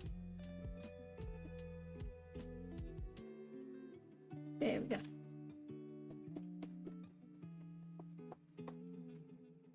To have a sort of curtain of hair that you know, she looks through. And then that adds a bit of mystery, and it also makes the look more intense. And color-wise, I'm kind of thinking of giving her these very bright yellow eyes and then giving the rest of her body a greenish, brownish palette, which would then add more emphasis to the eyes. And this is something you see a lot, especially with like monsters and sort of like lower level, I guess like orcs and stuff you'd see. Sans Undertale. Yeah, I am kind of coming up with this on the fly. I was thinking about what I wanted to do for tonight this morning. And so the general image of it sort of came to me, but it wasn't really anything other than just the idea of like a zombie with straight brown hair. So I am going forward with the straight brown hair, just because that was the first thing that came to me. But yeah, it's everything else is going to be completely on the fly.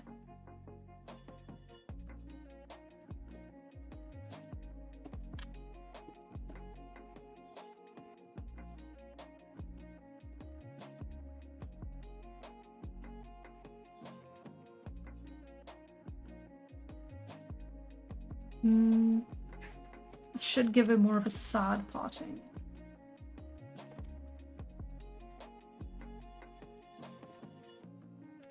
That doesn't work either. See, this is with the part that I'm doing on the fly. It could be very messy. She probably hasn't brushed it in a long time. And again, that's something that's going to break up the silhouette. Actually, one of my favorite things that I've just recently started doing with characters is giving them that little bit at the top. So now that is going to be a blank space. And that breaks up the character beautifully. Well, silhouette beautifully.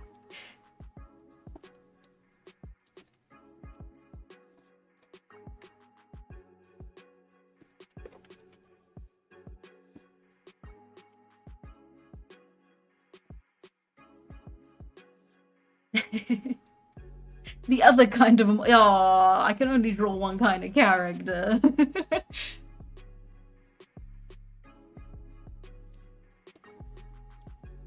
And then that leads you into the eye, hopefully, a little bit.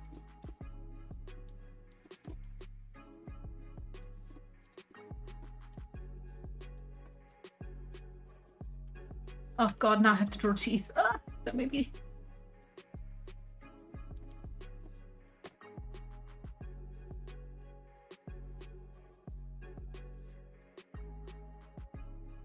these ones, and then you get the sharp ones.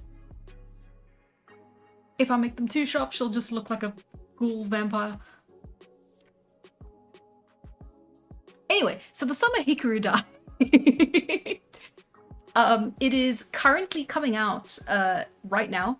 They're releasing an episode weekly. I actually think it's coming out today, the new episode. It's beautiful, it's horror, it's absolutely incredible the way they've done the filmography for it. There is, in the second episode, a scene which they cut to a actual real-life photograph of like raw marinated chicken to illustrate a point about what the character is currently doing.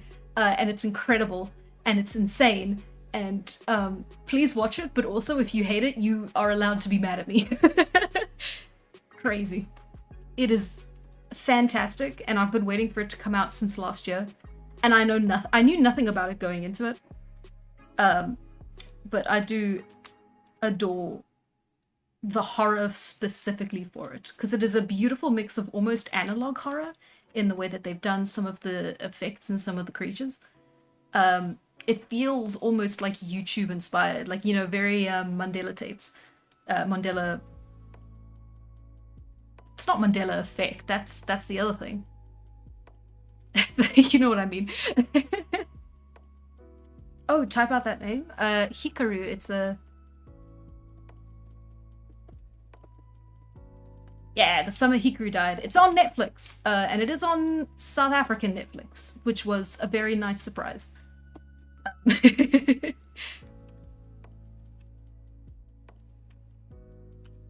I'll just leave it there for a little bit.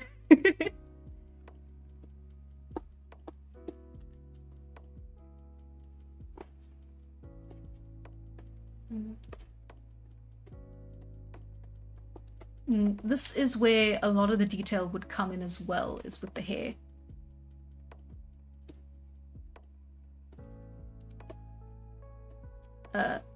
If I did a more detailed style, I mean. But even in this, it's definitely going to amount to quite a bit of lines. So it is going to add quite a bit of, again, its weight to balance out. Well, that will need to be balanced out maybe more around here. Or I can just go light on the detail and then it doesn't really need to have that same amount of balancing out. All depends.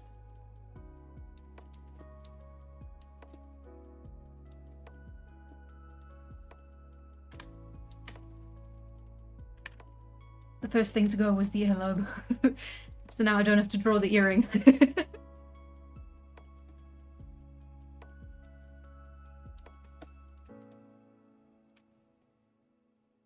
Yeah, Mandela Catalog, that was it. Yeah, Mandela Effect is the Berenstein Bears thing.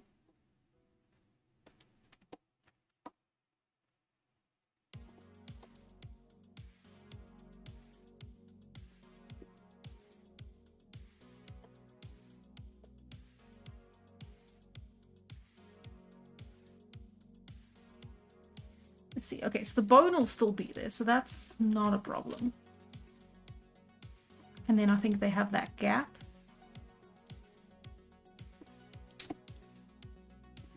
And then she would have... Oh, it would probably be hanging a little bit, wouldn't it, though? Because there's no ligaments. Oh, that sounds difficult. Let's see if we can make it work.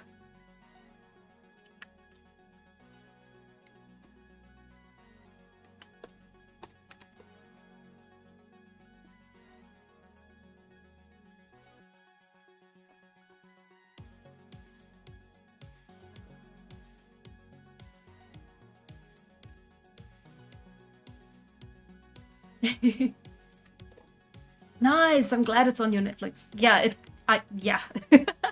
I love it. It is, let's see. It is queer horror, I believe is the official genre for it as well. I certainly hope that doesn't affect the way you want, like, your intention to watch it.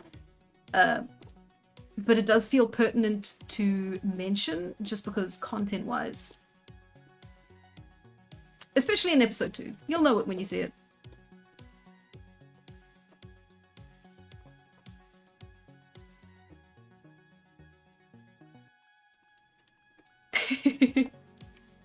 Yeah, you're probably right, hey? There's like nothing left of her. She's very wispish. Okay, let's see. Let's give her some bones. I can't spend all day on her jaw, but I think I might end up doing so.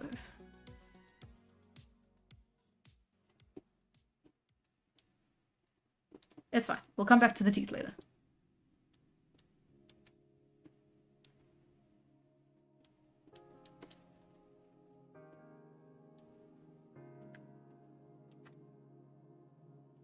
What the fuck is queer horror?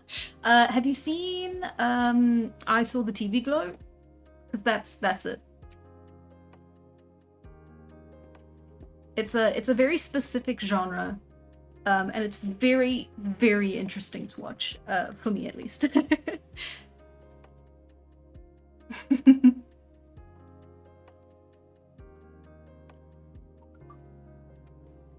Let's see.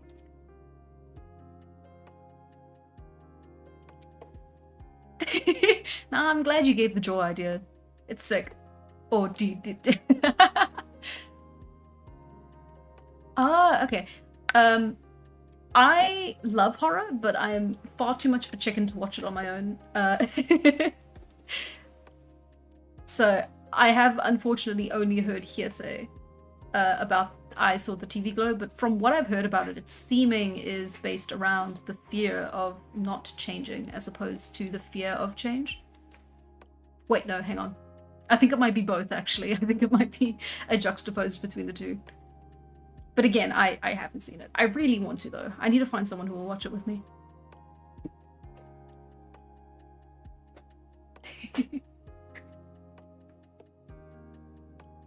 Okay, let's give her a bit of a close bounce like that. So she's angled this way. So now if we give her something like that for the clothes, it makes a nice little bit of a sort of like a zigzag motion.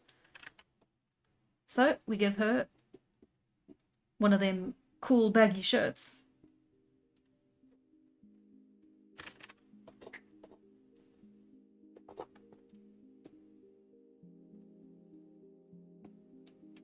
And then I think maybe a tank top.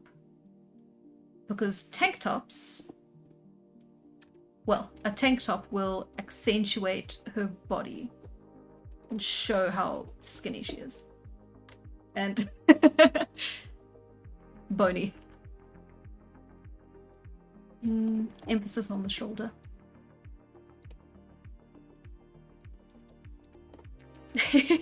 Outlaw stream playthrough? I can't, no. Never.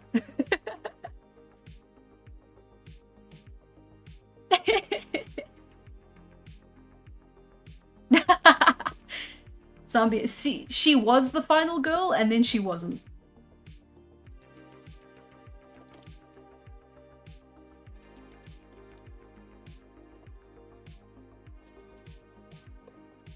Heels? Oh my god, no. Maybe for the 1 foot. I don't want to have to redraw the feet though. I think that might add on an extra like 15 minutes to our design process. Let's see. So she's got sleeve there, which can then go like that. And then we add it over here. Down to there. Okay.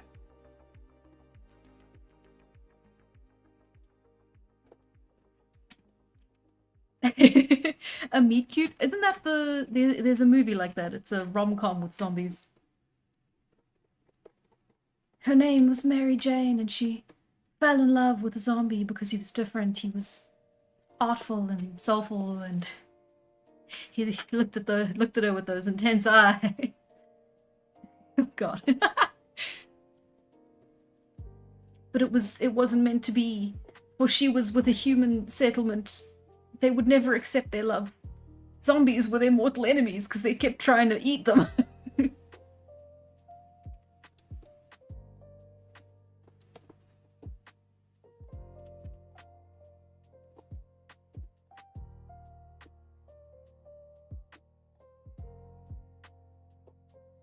Let's see. I do like the idea of having like a proper curtain that'll kind of like fall that way over her whole face, but that's not really how the hair's gonna fall.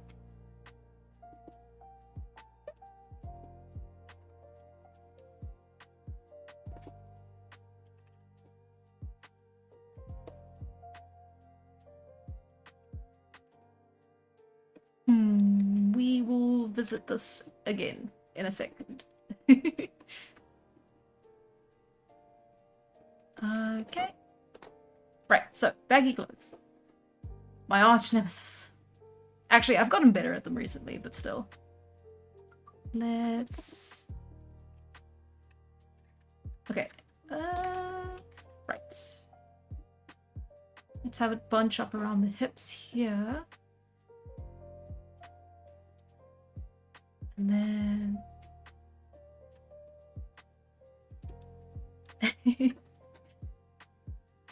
yeah, like, that's not the name of the movie, is it? Undead Bride? Tim Burton's?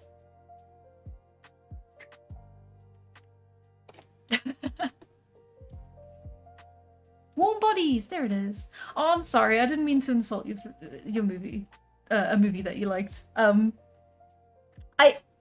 It had a lot of good points. I was making fun of kind of like, you know, the easy punching bag of like, YA, fall in love with creature. I'm sorry. Now I feel bad. Ah, Tim Burton, A Corpse Bride, yeah.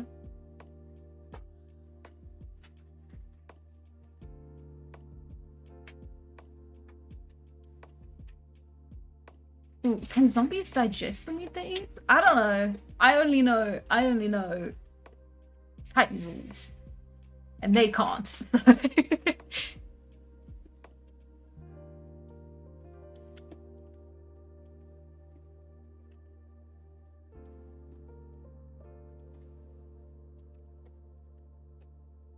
Let's see. Yeah, the baggy clothes does kind of fuck with the with the silhouette a little bit. That's the only thing. So maybe we can cut it off a bit.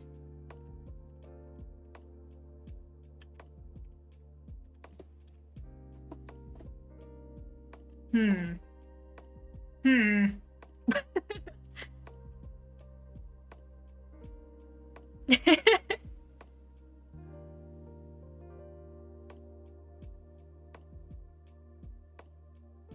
Oh, I'm sorry. Okay, you can call an airstrike on me.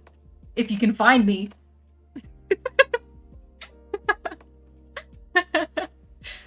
Yeah, a massive hole would make sense. It's just bite marks. Wait, no, hey, hang on. Maybe?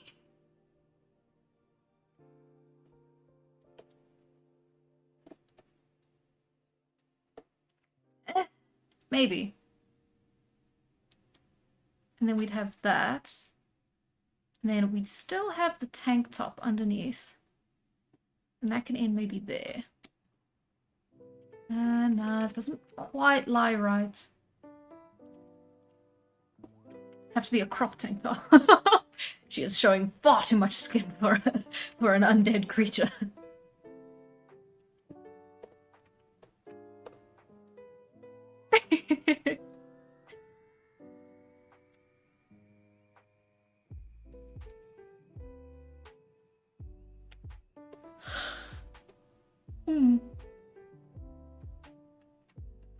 Spiders on the cheek and that's what's up. Maybe. Could also just... I'm trying to resist the urge to give it just the dumbest, like, cartoon bite marks.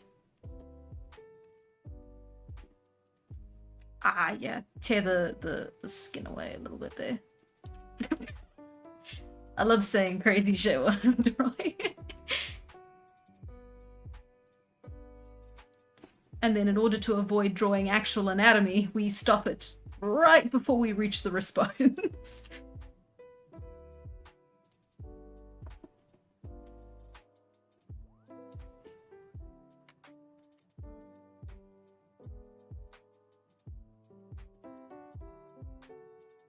That is right, isn't it? It's because they twist when you turn it with the palm facing front. And then they last straight when your hand's facing the other way. Okay, I think I got it.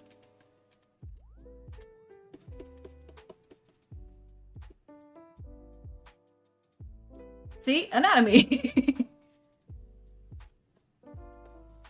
Only cool zombies get to be new. Okay. But then we can't watch it on HBO. Well, no, we can't watch it on HBO. CBS, that's the one I was thinking of. Isn't it CBS? The Walking Dead? I know nothing about American TV channels. I know Simpsons. Like what the Simpsons make jokes about the different channels.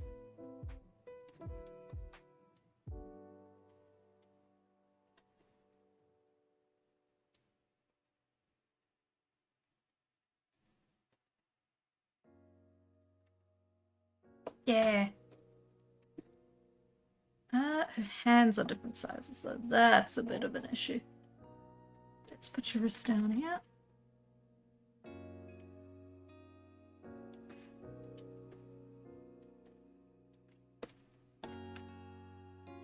And then she should have quite long nails because they do keep growing after you die.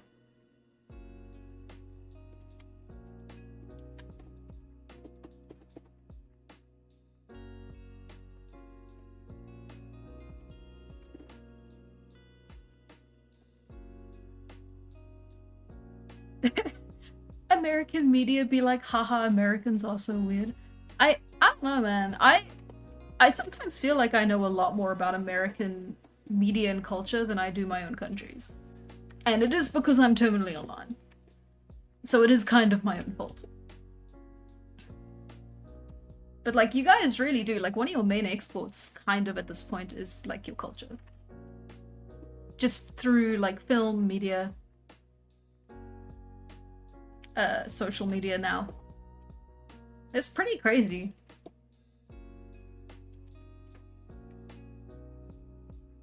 Any good South African shows we should be aware of? Oh, I'm gonna get crucified if I don't say anything. I mean, oh, what was that one I watched?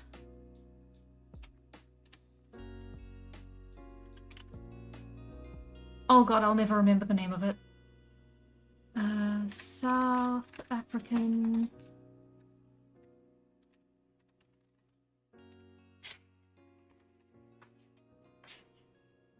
Oh, it's the first thing to come up when you look up South African murder mystery series. It's called Recipes for Love and Murder, and it has 2 seasons. And I absolutely adore the way that they have filmed the color theory for it. It feels very, who is it? There's this other director who's an American director. Haha. Standard.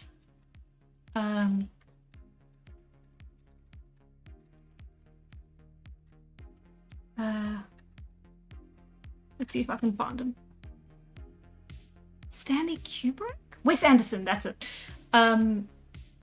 Wes Anderson deals a lot with like perfect framing and color theory in his movies, and I can definitely see a heavy inspiration for that in Recipes for Love and Murder. Season 2 came out in 2022, and it's literally like it's very West Coast.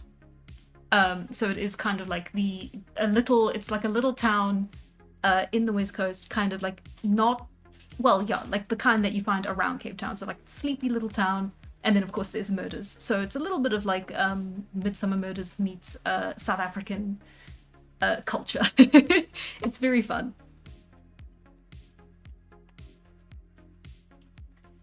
Onzelling. Oh, really?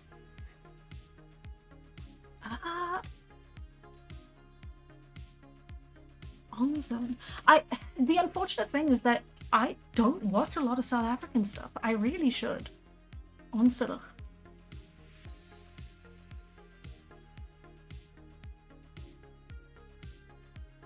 Says here it's Dutch. Huh.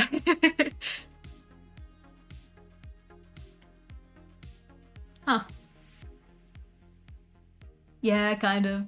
But they do.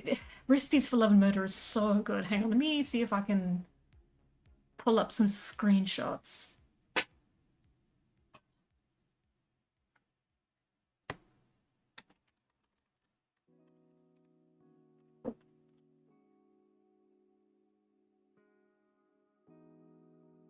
Some of it's kind of what I'm talking about, but it's also...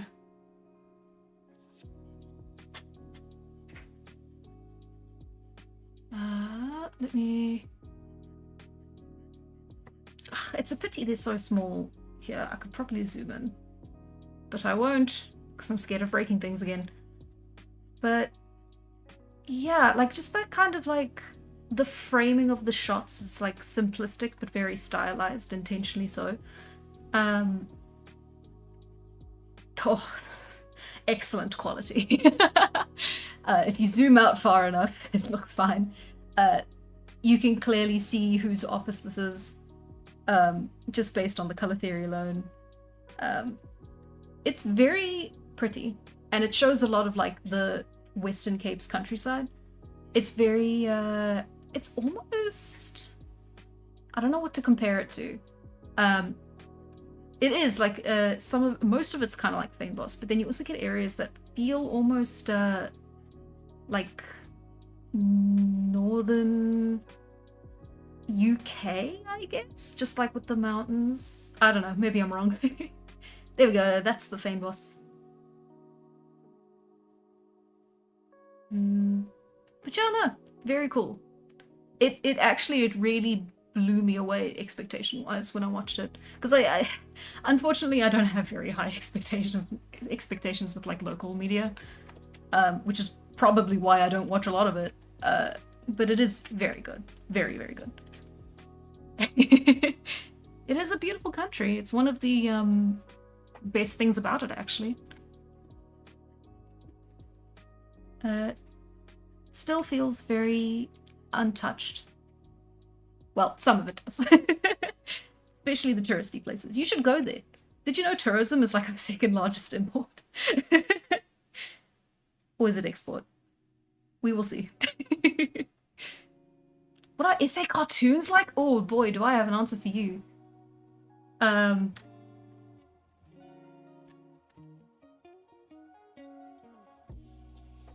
So this one has been around for like 50 years.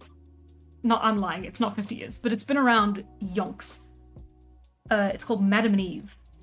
And it's not a cartoon, but it's a newspaper. It's a newspaper political cartoon. And it's absolutely awesome. And like it's been around forever. I think it's been around since like the 90s at the latest, well, at the earliest that I can think of it. It's great. And then of course they spend all their, well, for a long time they spent all their time making fun of Zuma, the president, circa the 2010s.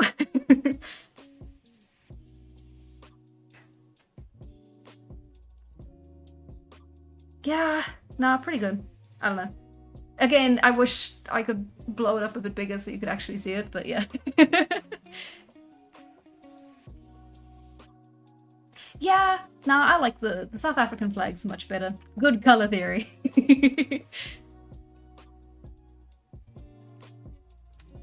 Yeah, District 9 was a big hit. It was surprising. Very cool.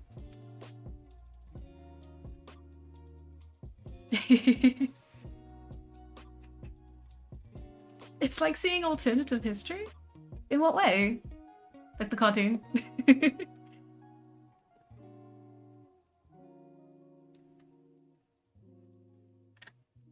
Okay, let's actually get some of this done.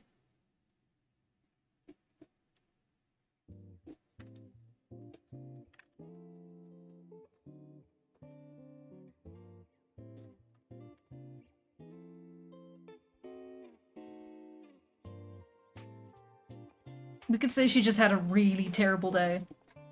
Imagine taking a lazy day and then you get turned into a zombie.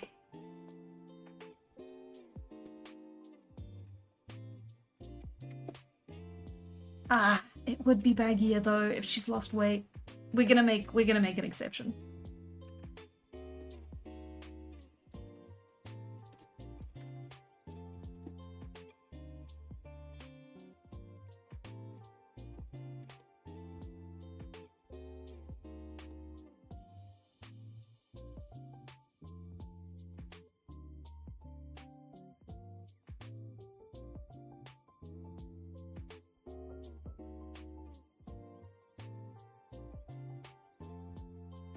She ate her own clothes. Are you sure about that?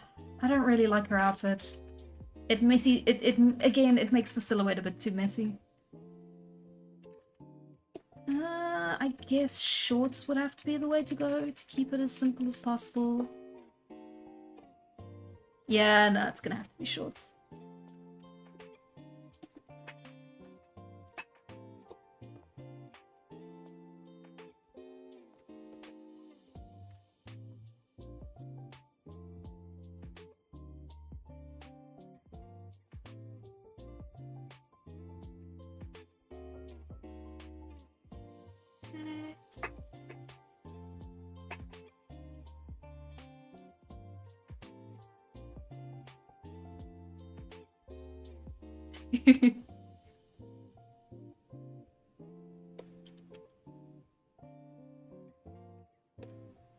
Ooh, is Tala from South Africa?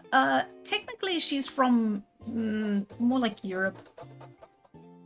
At least on the fictional map that I've got her placed in, the environment that she's in resembles Europe the most.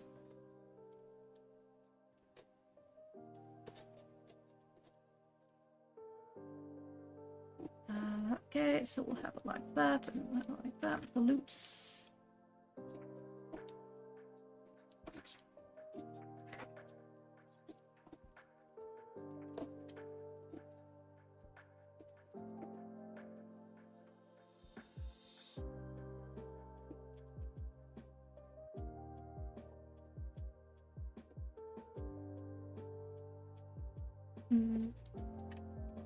But I think from here, once we're done with this, we'll have to work on her color theory, because I'm not sure we'll be able to polish her up completely before we finish.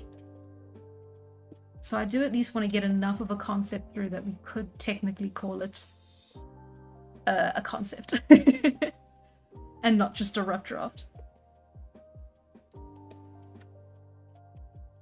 Ugh, knees are something I need to practice as well.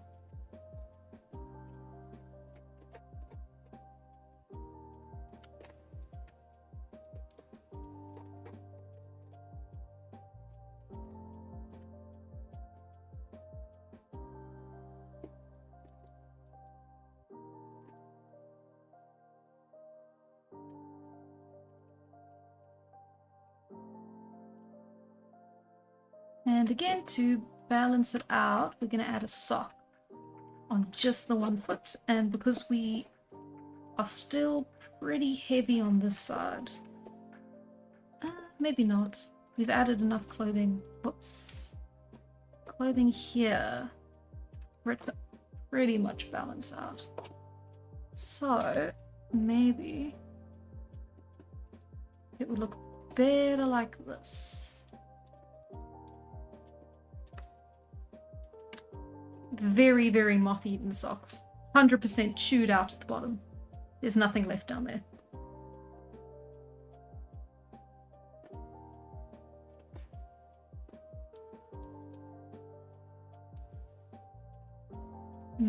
Again, we're sort of losing some definition of the feet and the ankles. At least on the one side, which is a little bit sad.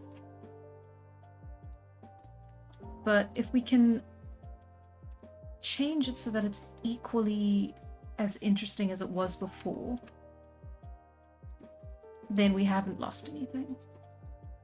So that's something we can do after this, and then we can do color.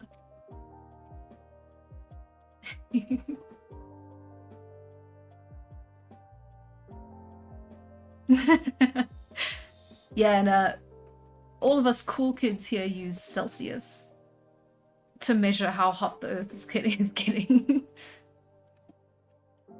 For example, it is currently 19 out here, and it's supposed to be the dead of winter. So I am a little bit upset.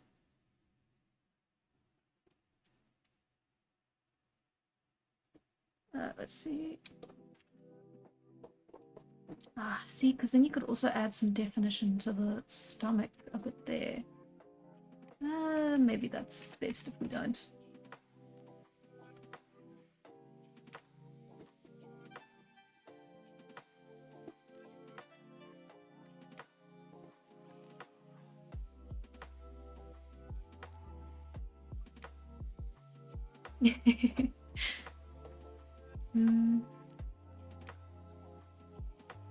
Oh, does it get cold?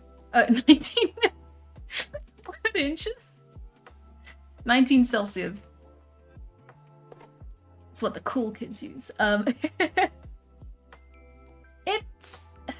Some places get cold, but in general, it's a pretty warm country. The city I'm in at the moment is super warm. Especially in the summer, because it doesn't just get hot, it gets very humid as well. Which is fun for me, because I grew up a little bit more inland where it's colder. And we would get like proper frost in the winter. One time we even got snow, which was really cool. So I hate it here.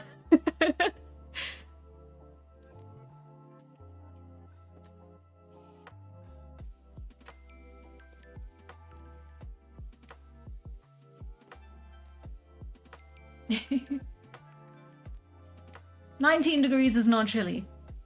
19 degrees is t-shirt weather.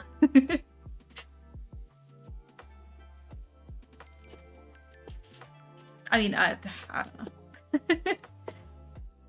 If I make a hard stance, what if people just disagree with me? I don't think I can handle that sort of peer pressure.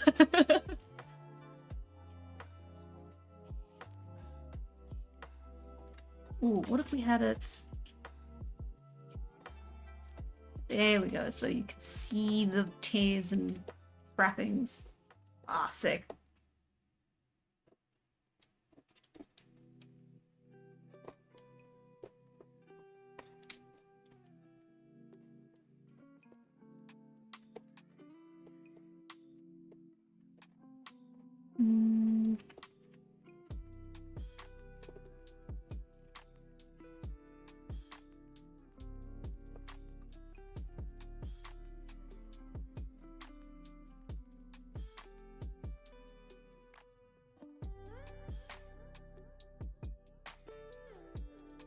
Or even better, how would that look with her shape?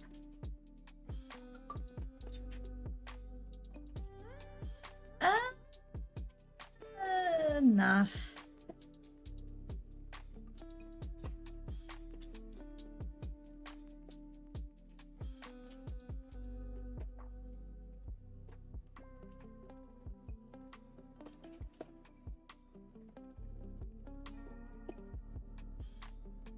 Oh, that would be so uncomfy.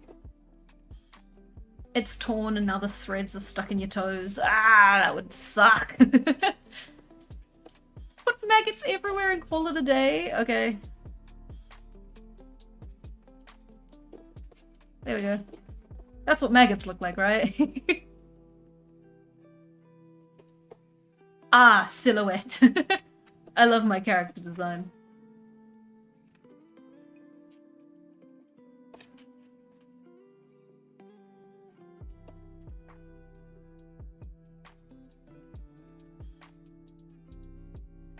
I wonder if other creators would maybe not do a zombie as their example for character design. Maybe they do something a little bit more normal. Ah well. That's their fault. I am kind of joking. I'll probably take them off. Keyword being probably. Because that's the thing. Now that we have repetition, huh? Over here, and then over here. Not only is it on equal sides, but there's also enough repetition that kind of looks okay. Okay. So let's see what we're working with. We can add more of a tear here. That would be fun.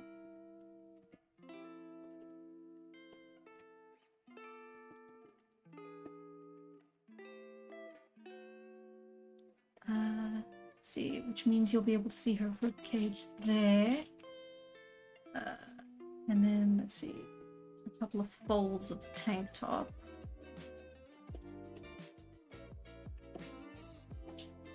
Yeah. Oh, or you can see where the tank top ends, and then that gives you more information of her clothing. That's a good one.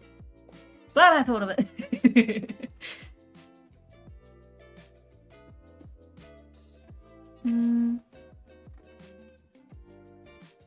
There we go. Maybe not.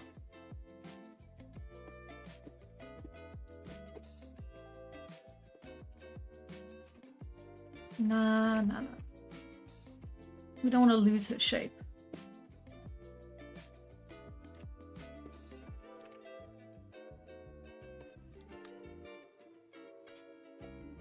Hmm.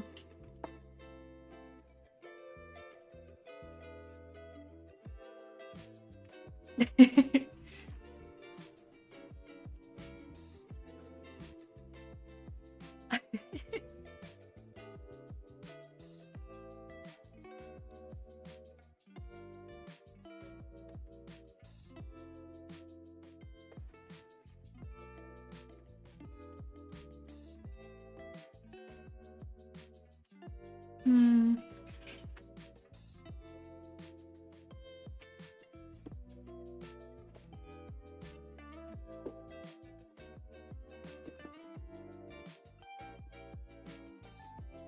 Let's try this instead.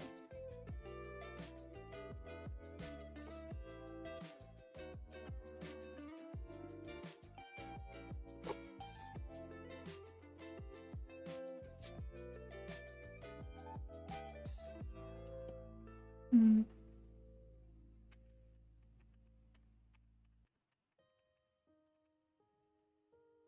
Okay.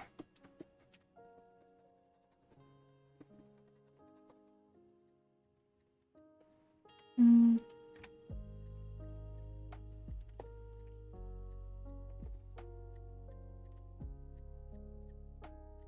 Then we get that. We get the definition to the stomach, and we get to not quite. Let's put you up a little bit higher.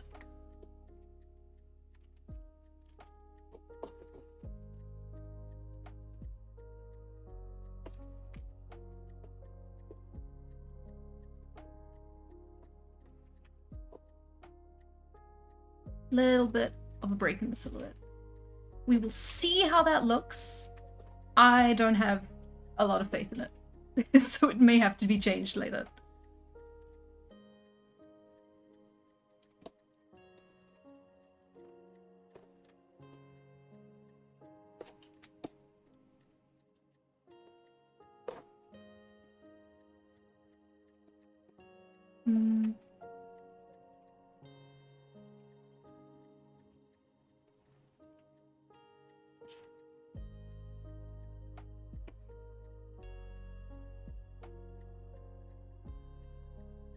Hmm. I think that's pretty much it. This is kind of what I mean about it needing to go through multiple iterations, though.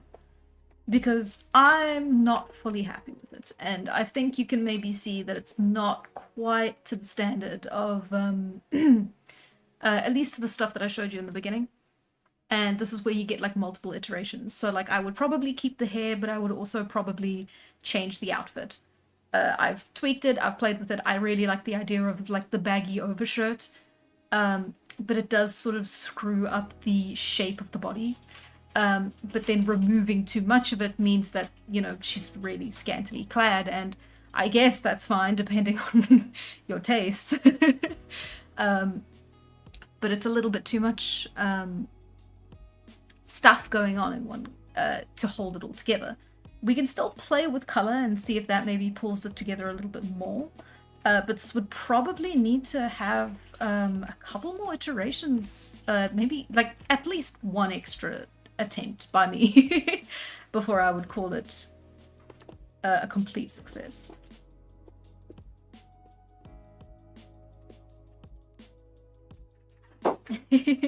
Oh yeah, I guess it is very different. It's especially the nose, isn't it? I drew a very like, that's not how I draw the noses in Immortal at all. I went for a very anime nose look. In Immortal, I mean, not here.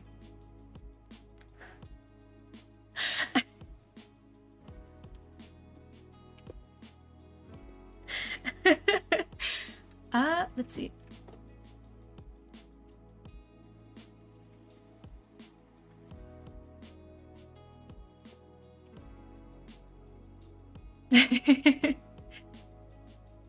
Yeah, I mean, yeah.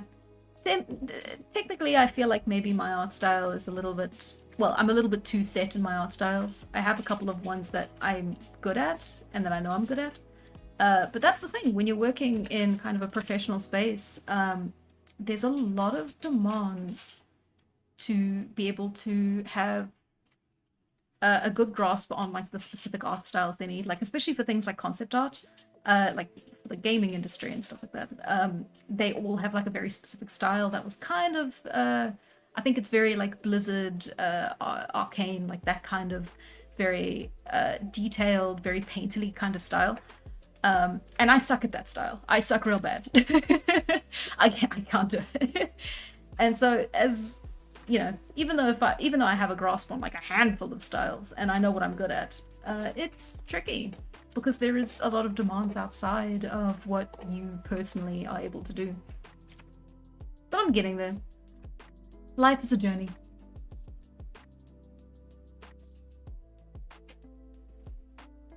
I have to be nerfed at something? I'm nerfed at many things, I'll have you know. You don't know the half of the things I suck at. Okay. Yeah, okay, no, yeah. We'll move on to color. And then we'll see what we can do to pull this all together. Let's try for... not quite that. More for... bit of a greyish olive green. I think that's a nice one to start with. Very zombie colored.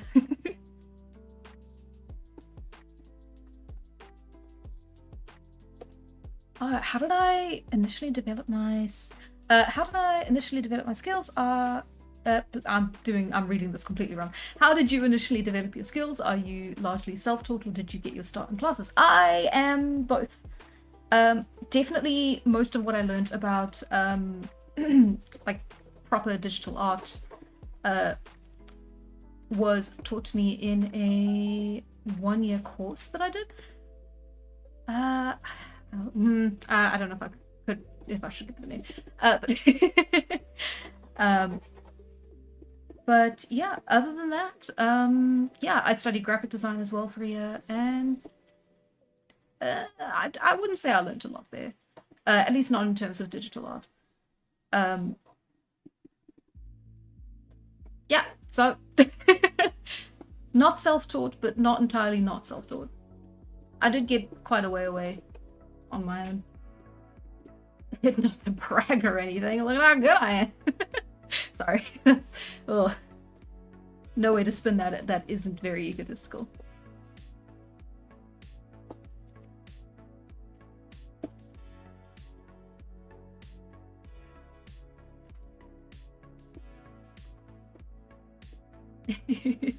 Hannah went to the archive?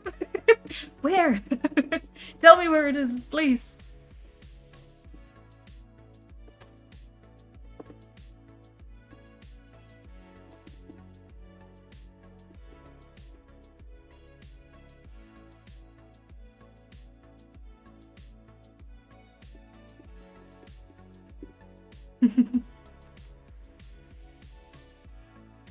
Do I have an arts degree? Nah, unfortunately not. One day I do hope that I'll be able to have kind of the time to go back and get a proper degree. But it is, at the moment, I've got a little bit too much on my plate. But it hasn't held me back so far. So I'm hoping I get to keep going with the good luck.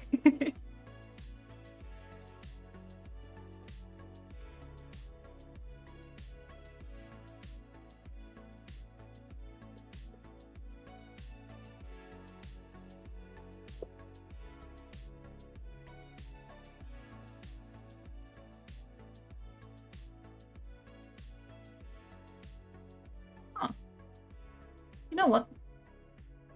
Shaping it out like this actually does make the top look better. Not me backtracking in my example image like over and over again.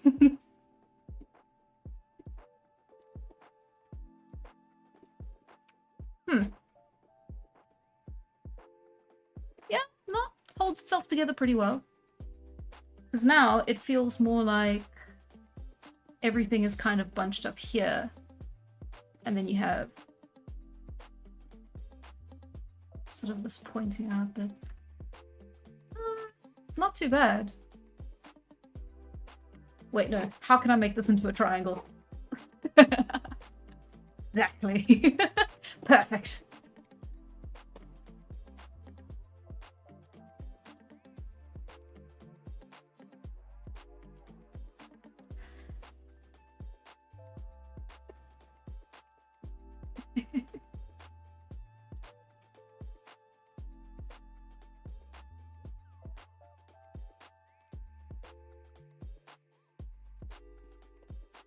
Okay. Right, so let's get those eyes.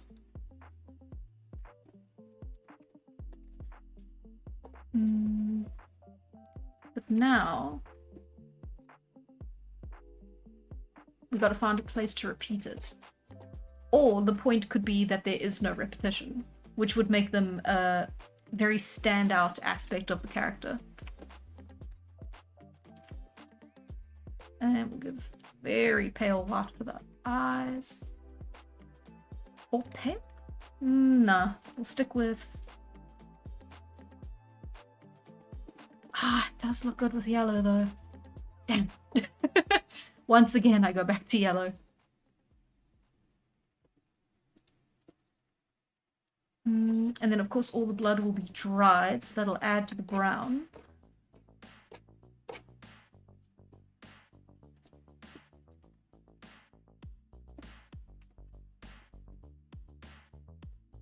Right, so I've got white repetition, that's pretty good. Let's do a nice beigey brown for the hair. No. More grey.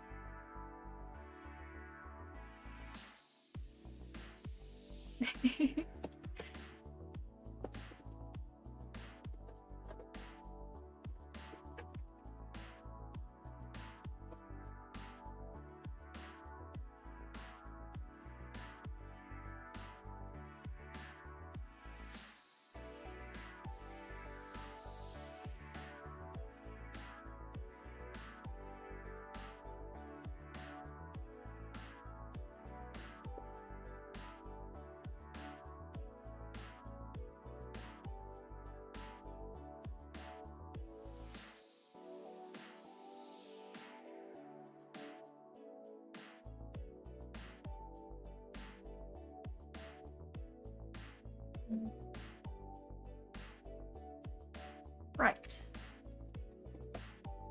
So now we're working with green and brown.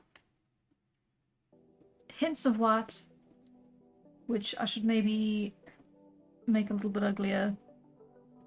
A little bit more grey. Ah, can you tell what used to be my shortcut for colour?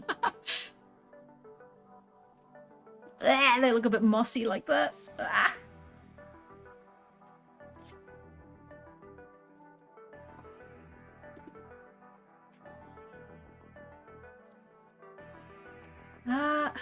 So I should give them little white highlights. I think that's the only way we're gonna get out of this one. Nice. Okay.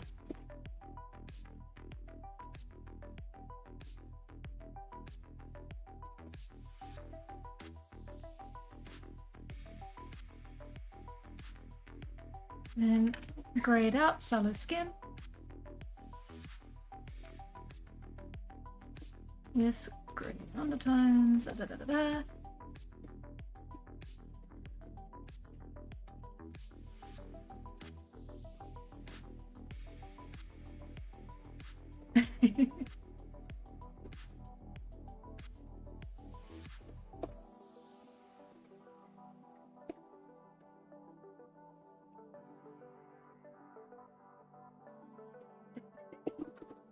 the Minecraft zombie. You can't see.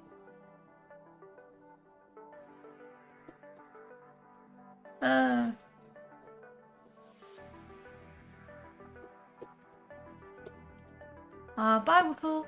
Thank you for coming.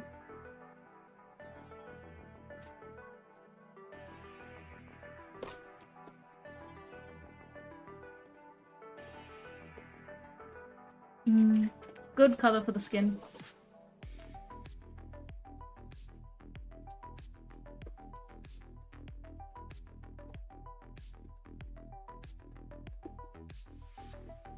Let's see. And now we can do something a little bit interesting.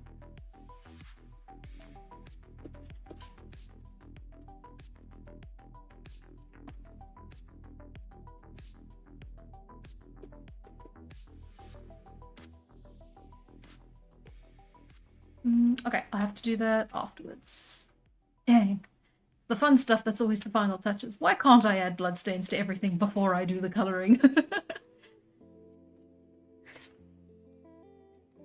Oh, let's not forget that. Ah, nice. And then we get to add some extra repetition to the colour. I'm glad I did the rips there. Let's see.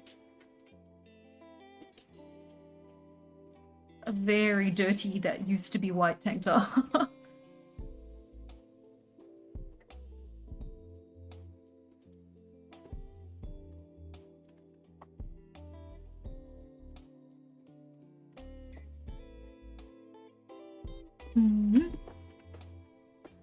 And then I think the shirt probably originally used to be green, and now it's a bit darker. Still ultimately the same color. Bit of an army green one.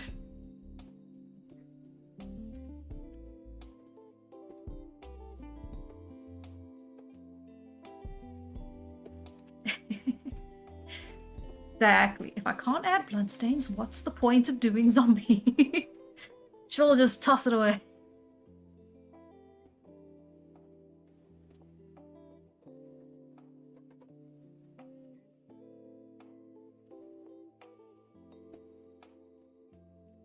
Okay, nice. And then, ooh, brown. Not that color. We don't want it to be the color of the blood. Yellow, I guess, as like a happy medium. Yeah, it's more of a tan at that point, yeah. Fine. You can stay. For now.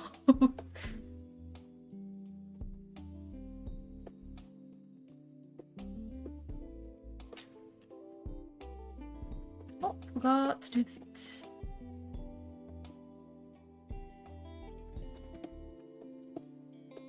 We can do the same white for the tank top as we did with the, on the socks.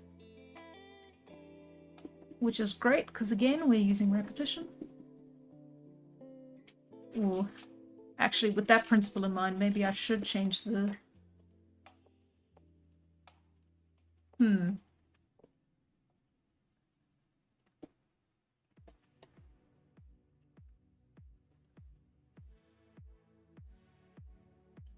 Nah, it's good. Because now the darkest part of it is her hair. And then you get the nice glaring yellow. It's not quite main character energy, unfortunately.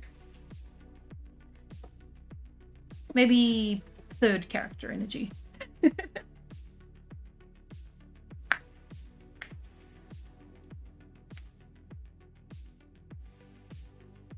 Oh, when will the sun come up in South Africa? I don't know when the sun rises in winter, but it does set at about 5 p.m. here now. It'll probably rise, I want to say 7. Which is about 6, 7, 7 hours and 20 minutes from now.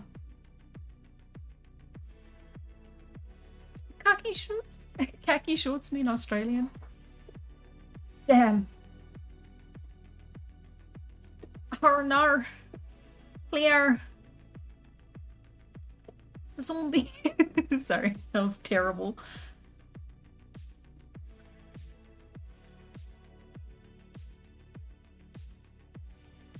Ah, so we'll have bloodstains on the overshirt, but not the undershirt. Okay, maybe a little bit on the undershirt. That just looks like shadow though, so I should leave that off.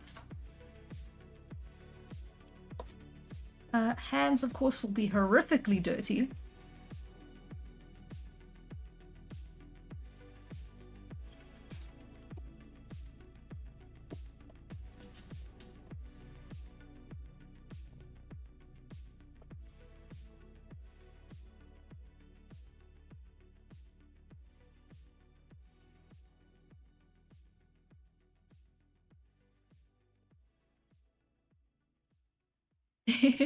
Is it still pretty hot despite being winter? Yeah.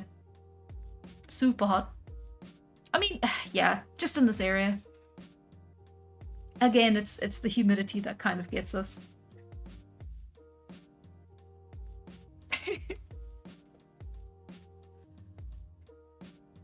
Oh, that's fun. It's pretty common. We're used to like people thinking South African accents are like Australian.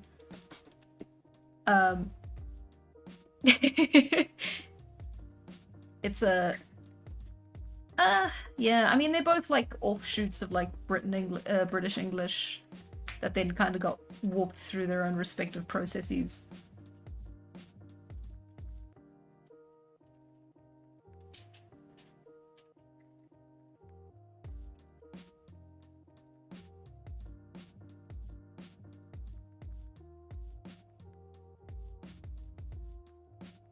Well, the nice thing is that the dirt does add a little bit of continuity with the coloring.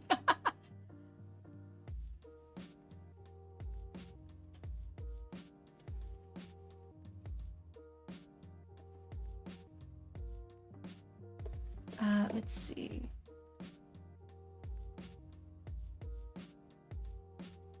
Of course, the outer parts, the hips and stuff are going to be the dirtiest because they're the things that are always knocking into stuff.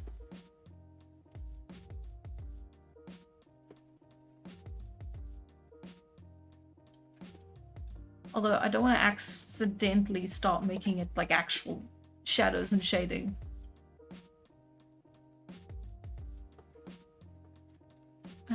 Okay, maybe that's overkill. Yeah, nah, that's good.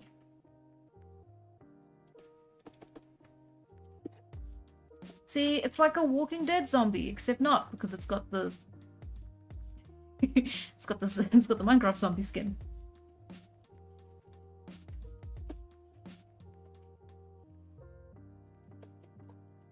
I am all doing this on one layer, which is not very wise in case I want to backtrack. But yeah, that seems about right. Let me put away poor Hikaru's name. Don't need to associate him with this anymore. Let's see. I think that's pretty decent. And then, as always, you gotta put the overlay.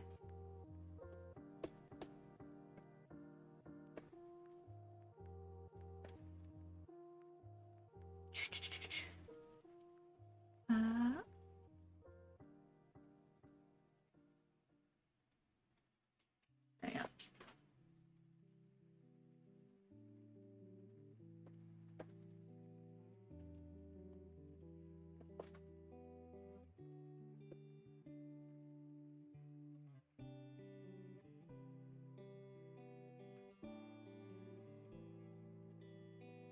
Maybe we'll make it more of a murky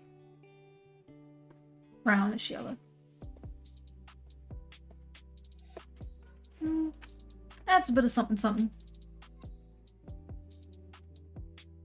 It just makes it warmer. It just makes it warmer. The moss is getting to her.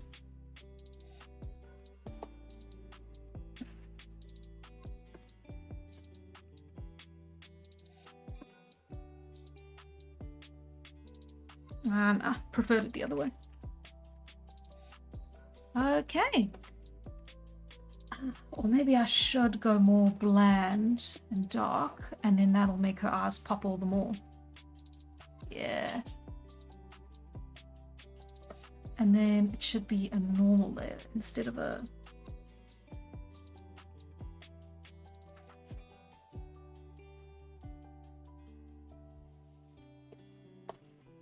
And then we come in here.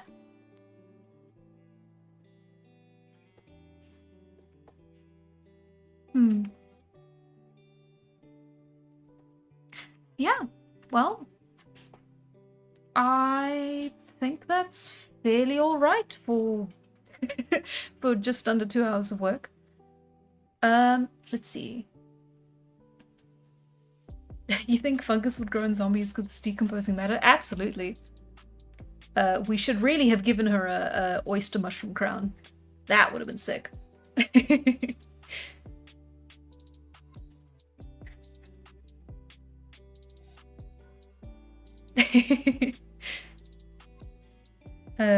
Very Last of Us, yeah, exactly. Right, yeah, okay, so let's see if I can tie this back to anything in particular. So we worked with intention, everything from the the character posing to the body shape to the general color. The color palette is intended to be very zombie-like. It's intended to be very shambling monster, of course. The repetition of elements, I hope, kind of come through. There is missing flesh, I suppose, would probably count. There's at least some repeating colors. Not that much repetition of like objects or shapes, which is a little bit unfortunate. Maybe that's what it's missing. Visual personality, it looks like a zombie. I don't know if there's actually much personality aside from the eyes. And the eyes definitely could have a little bit more emphasis in them, maybe make them a little bit more wild. But I also didn't want them to look too intense because it's a little bit uncomfortable having that stare at you for 2 hours, especially if you just like pop into the stream. Yeah, and let's see. Color theory, again, very bland aside from, very bland, very green, very brown. Which is like your typical apocalypse colors, aside from the eyes, which is intentional, so I think I should maybe not get murdered for that one. The High Court of Character Artists won't kill me for that. But yeah, it's a little bit of a breakaway from what you maybe should be doing. So maybe a little bit of yellow wouldn't go amiss elsewhere in the design if it was maybe more muted. Let's see, anatomy, it's the best I could do without looking at any references. There's no unique sort of aspects to her body. There's no sort of differentiation from the standard, which is a problem I need to be focusing on a little bit more. I'm glad the eyes are freaking you out. Yes, I did it. Yeah. It's a little bit different to what I normally do style-wise, as has been mentioned already. But yeah, it's could definitely go with maybe 1 or 2 more rounds of experimenting. I did mention in it was part 2 of the culture video, the culture pyramid video. I talked about using thumbnails in order to kind of ideate your different concepts and different style, well, different like specifically in the context of like designing clothing, and using thumbnails in order to explore different concepts, which is literally just like the smallest little sketches that take you as quick as humanly possible. Like,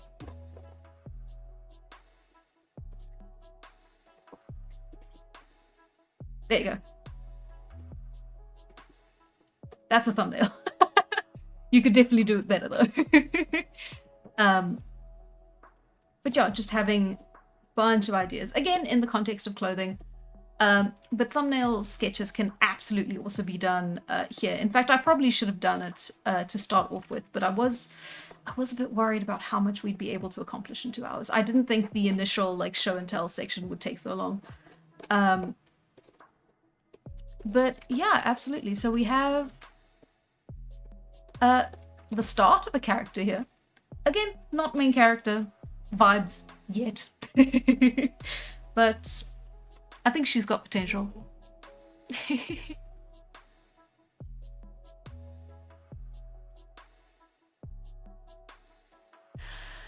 Yeah, oh, sorry. Can you tell it's late for me?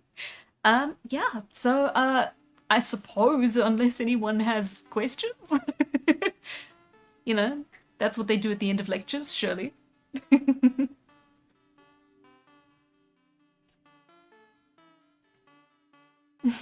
Long live our zombie queen. Ah, now that would have been a fun one. I wonder what a zombie queen would look like. This is just a zombie NPC. God, what do they do? Zombie thug versus zombie CEO. Oh god, those ads are so old. I don't know if they even are cycling through the internet anymore. Oh. Thank you all, guys. You guys are all far too nice. Thank you very much. And yeah, I didn't know how this would sort of play out. This is the first time I've tried to actually like teach something or talk about something with any level of like expertise during a stream. So I had no idea like how bad I'd fumble without a script. But yeah, no, I'm pretty happy with that it turned out, and I hope you guys got something out of it. whether it was a good conversation or just maybe one or two things you didn't know already. So yeah. Oh, one last question. What's the meaning of afterlife? Well, you know life. After that. What's your mark on the test? 12. I will not tell you what it's out of.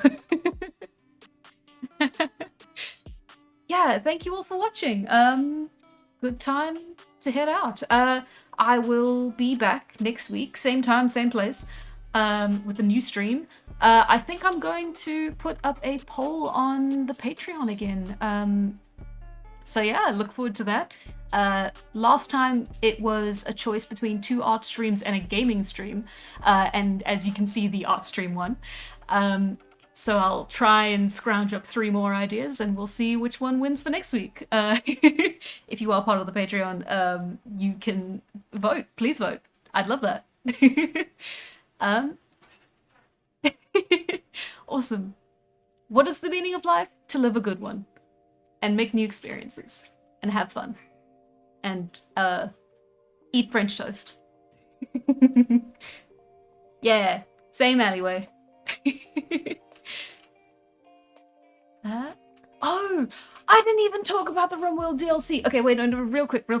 Okay, it's great. It's awesome. I love the grab ship. I still haven't gotten mine to take off yet, because I haven't had that much time to play.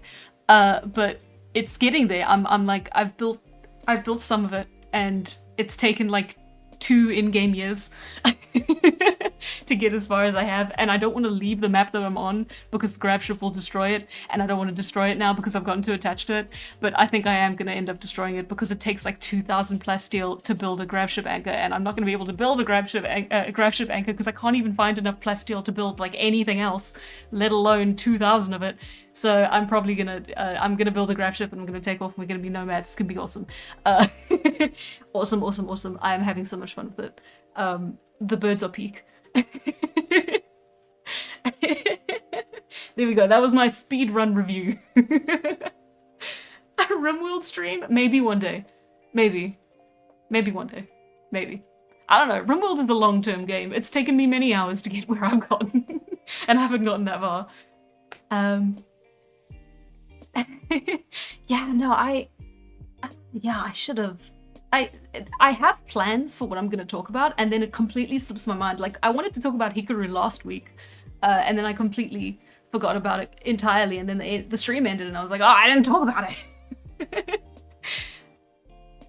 Nah, yeah, definitely. Berg, if I may suggest, play it with mods, play it with every mod, play it with all the mods. You don't need DLC if you have the mods. It's great. Just, it's a good game. Okay. Properly now, everyone. Thank you so much for coming. Thank you so much for watching. There is a lot of stuff on the internet all the time, so thank you very much for taking a couple hours or even a couple minutes to just hang out and watch me make silly stream video. And yeah, thank you very, very much. Bye bye. Bye everyone.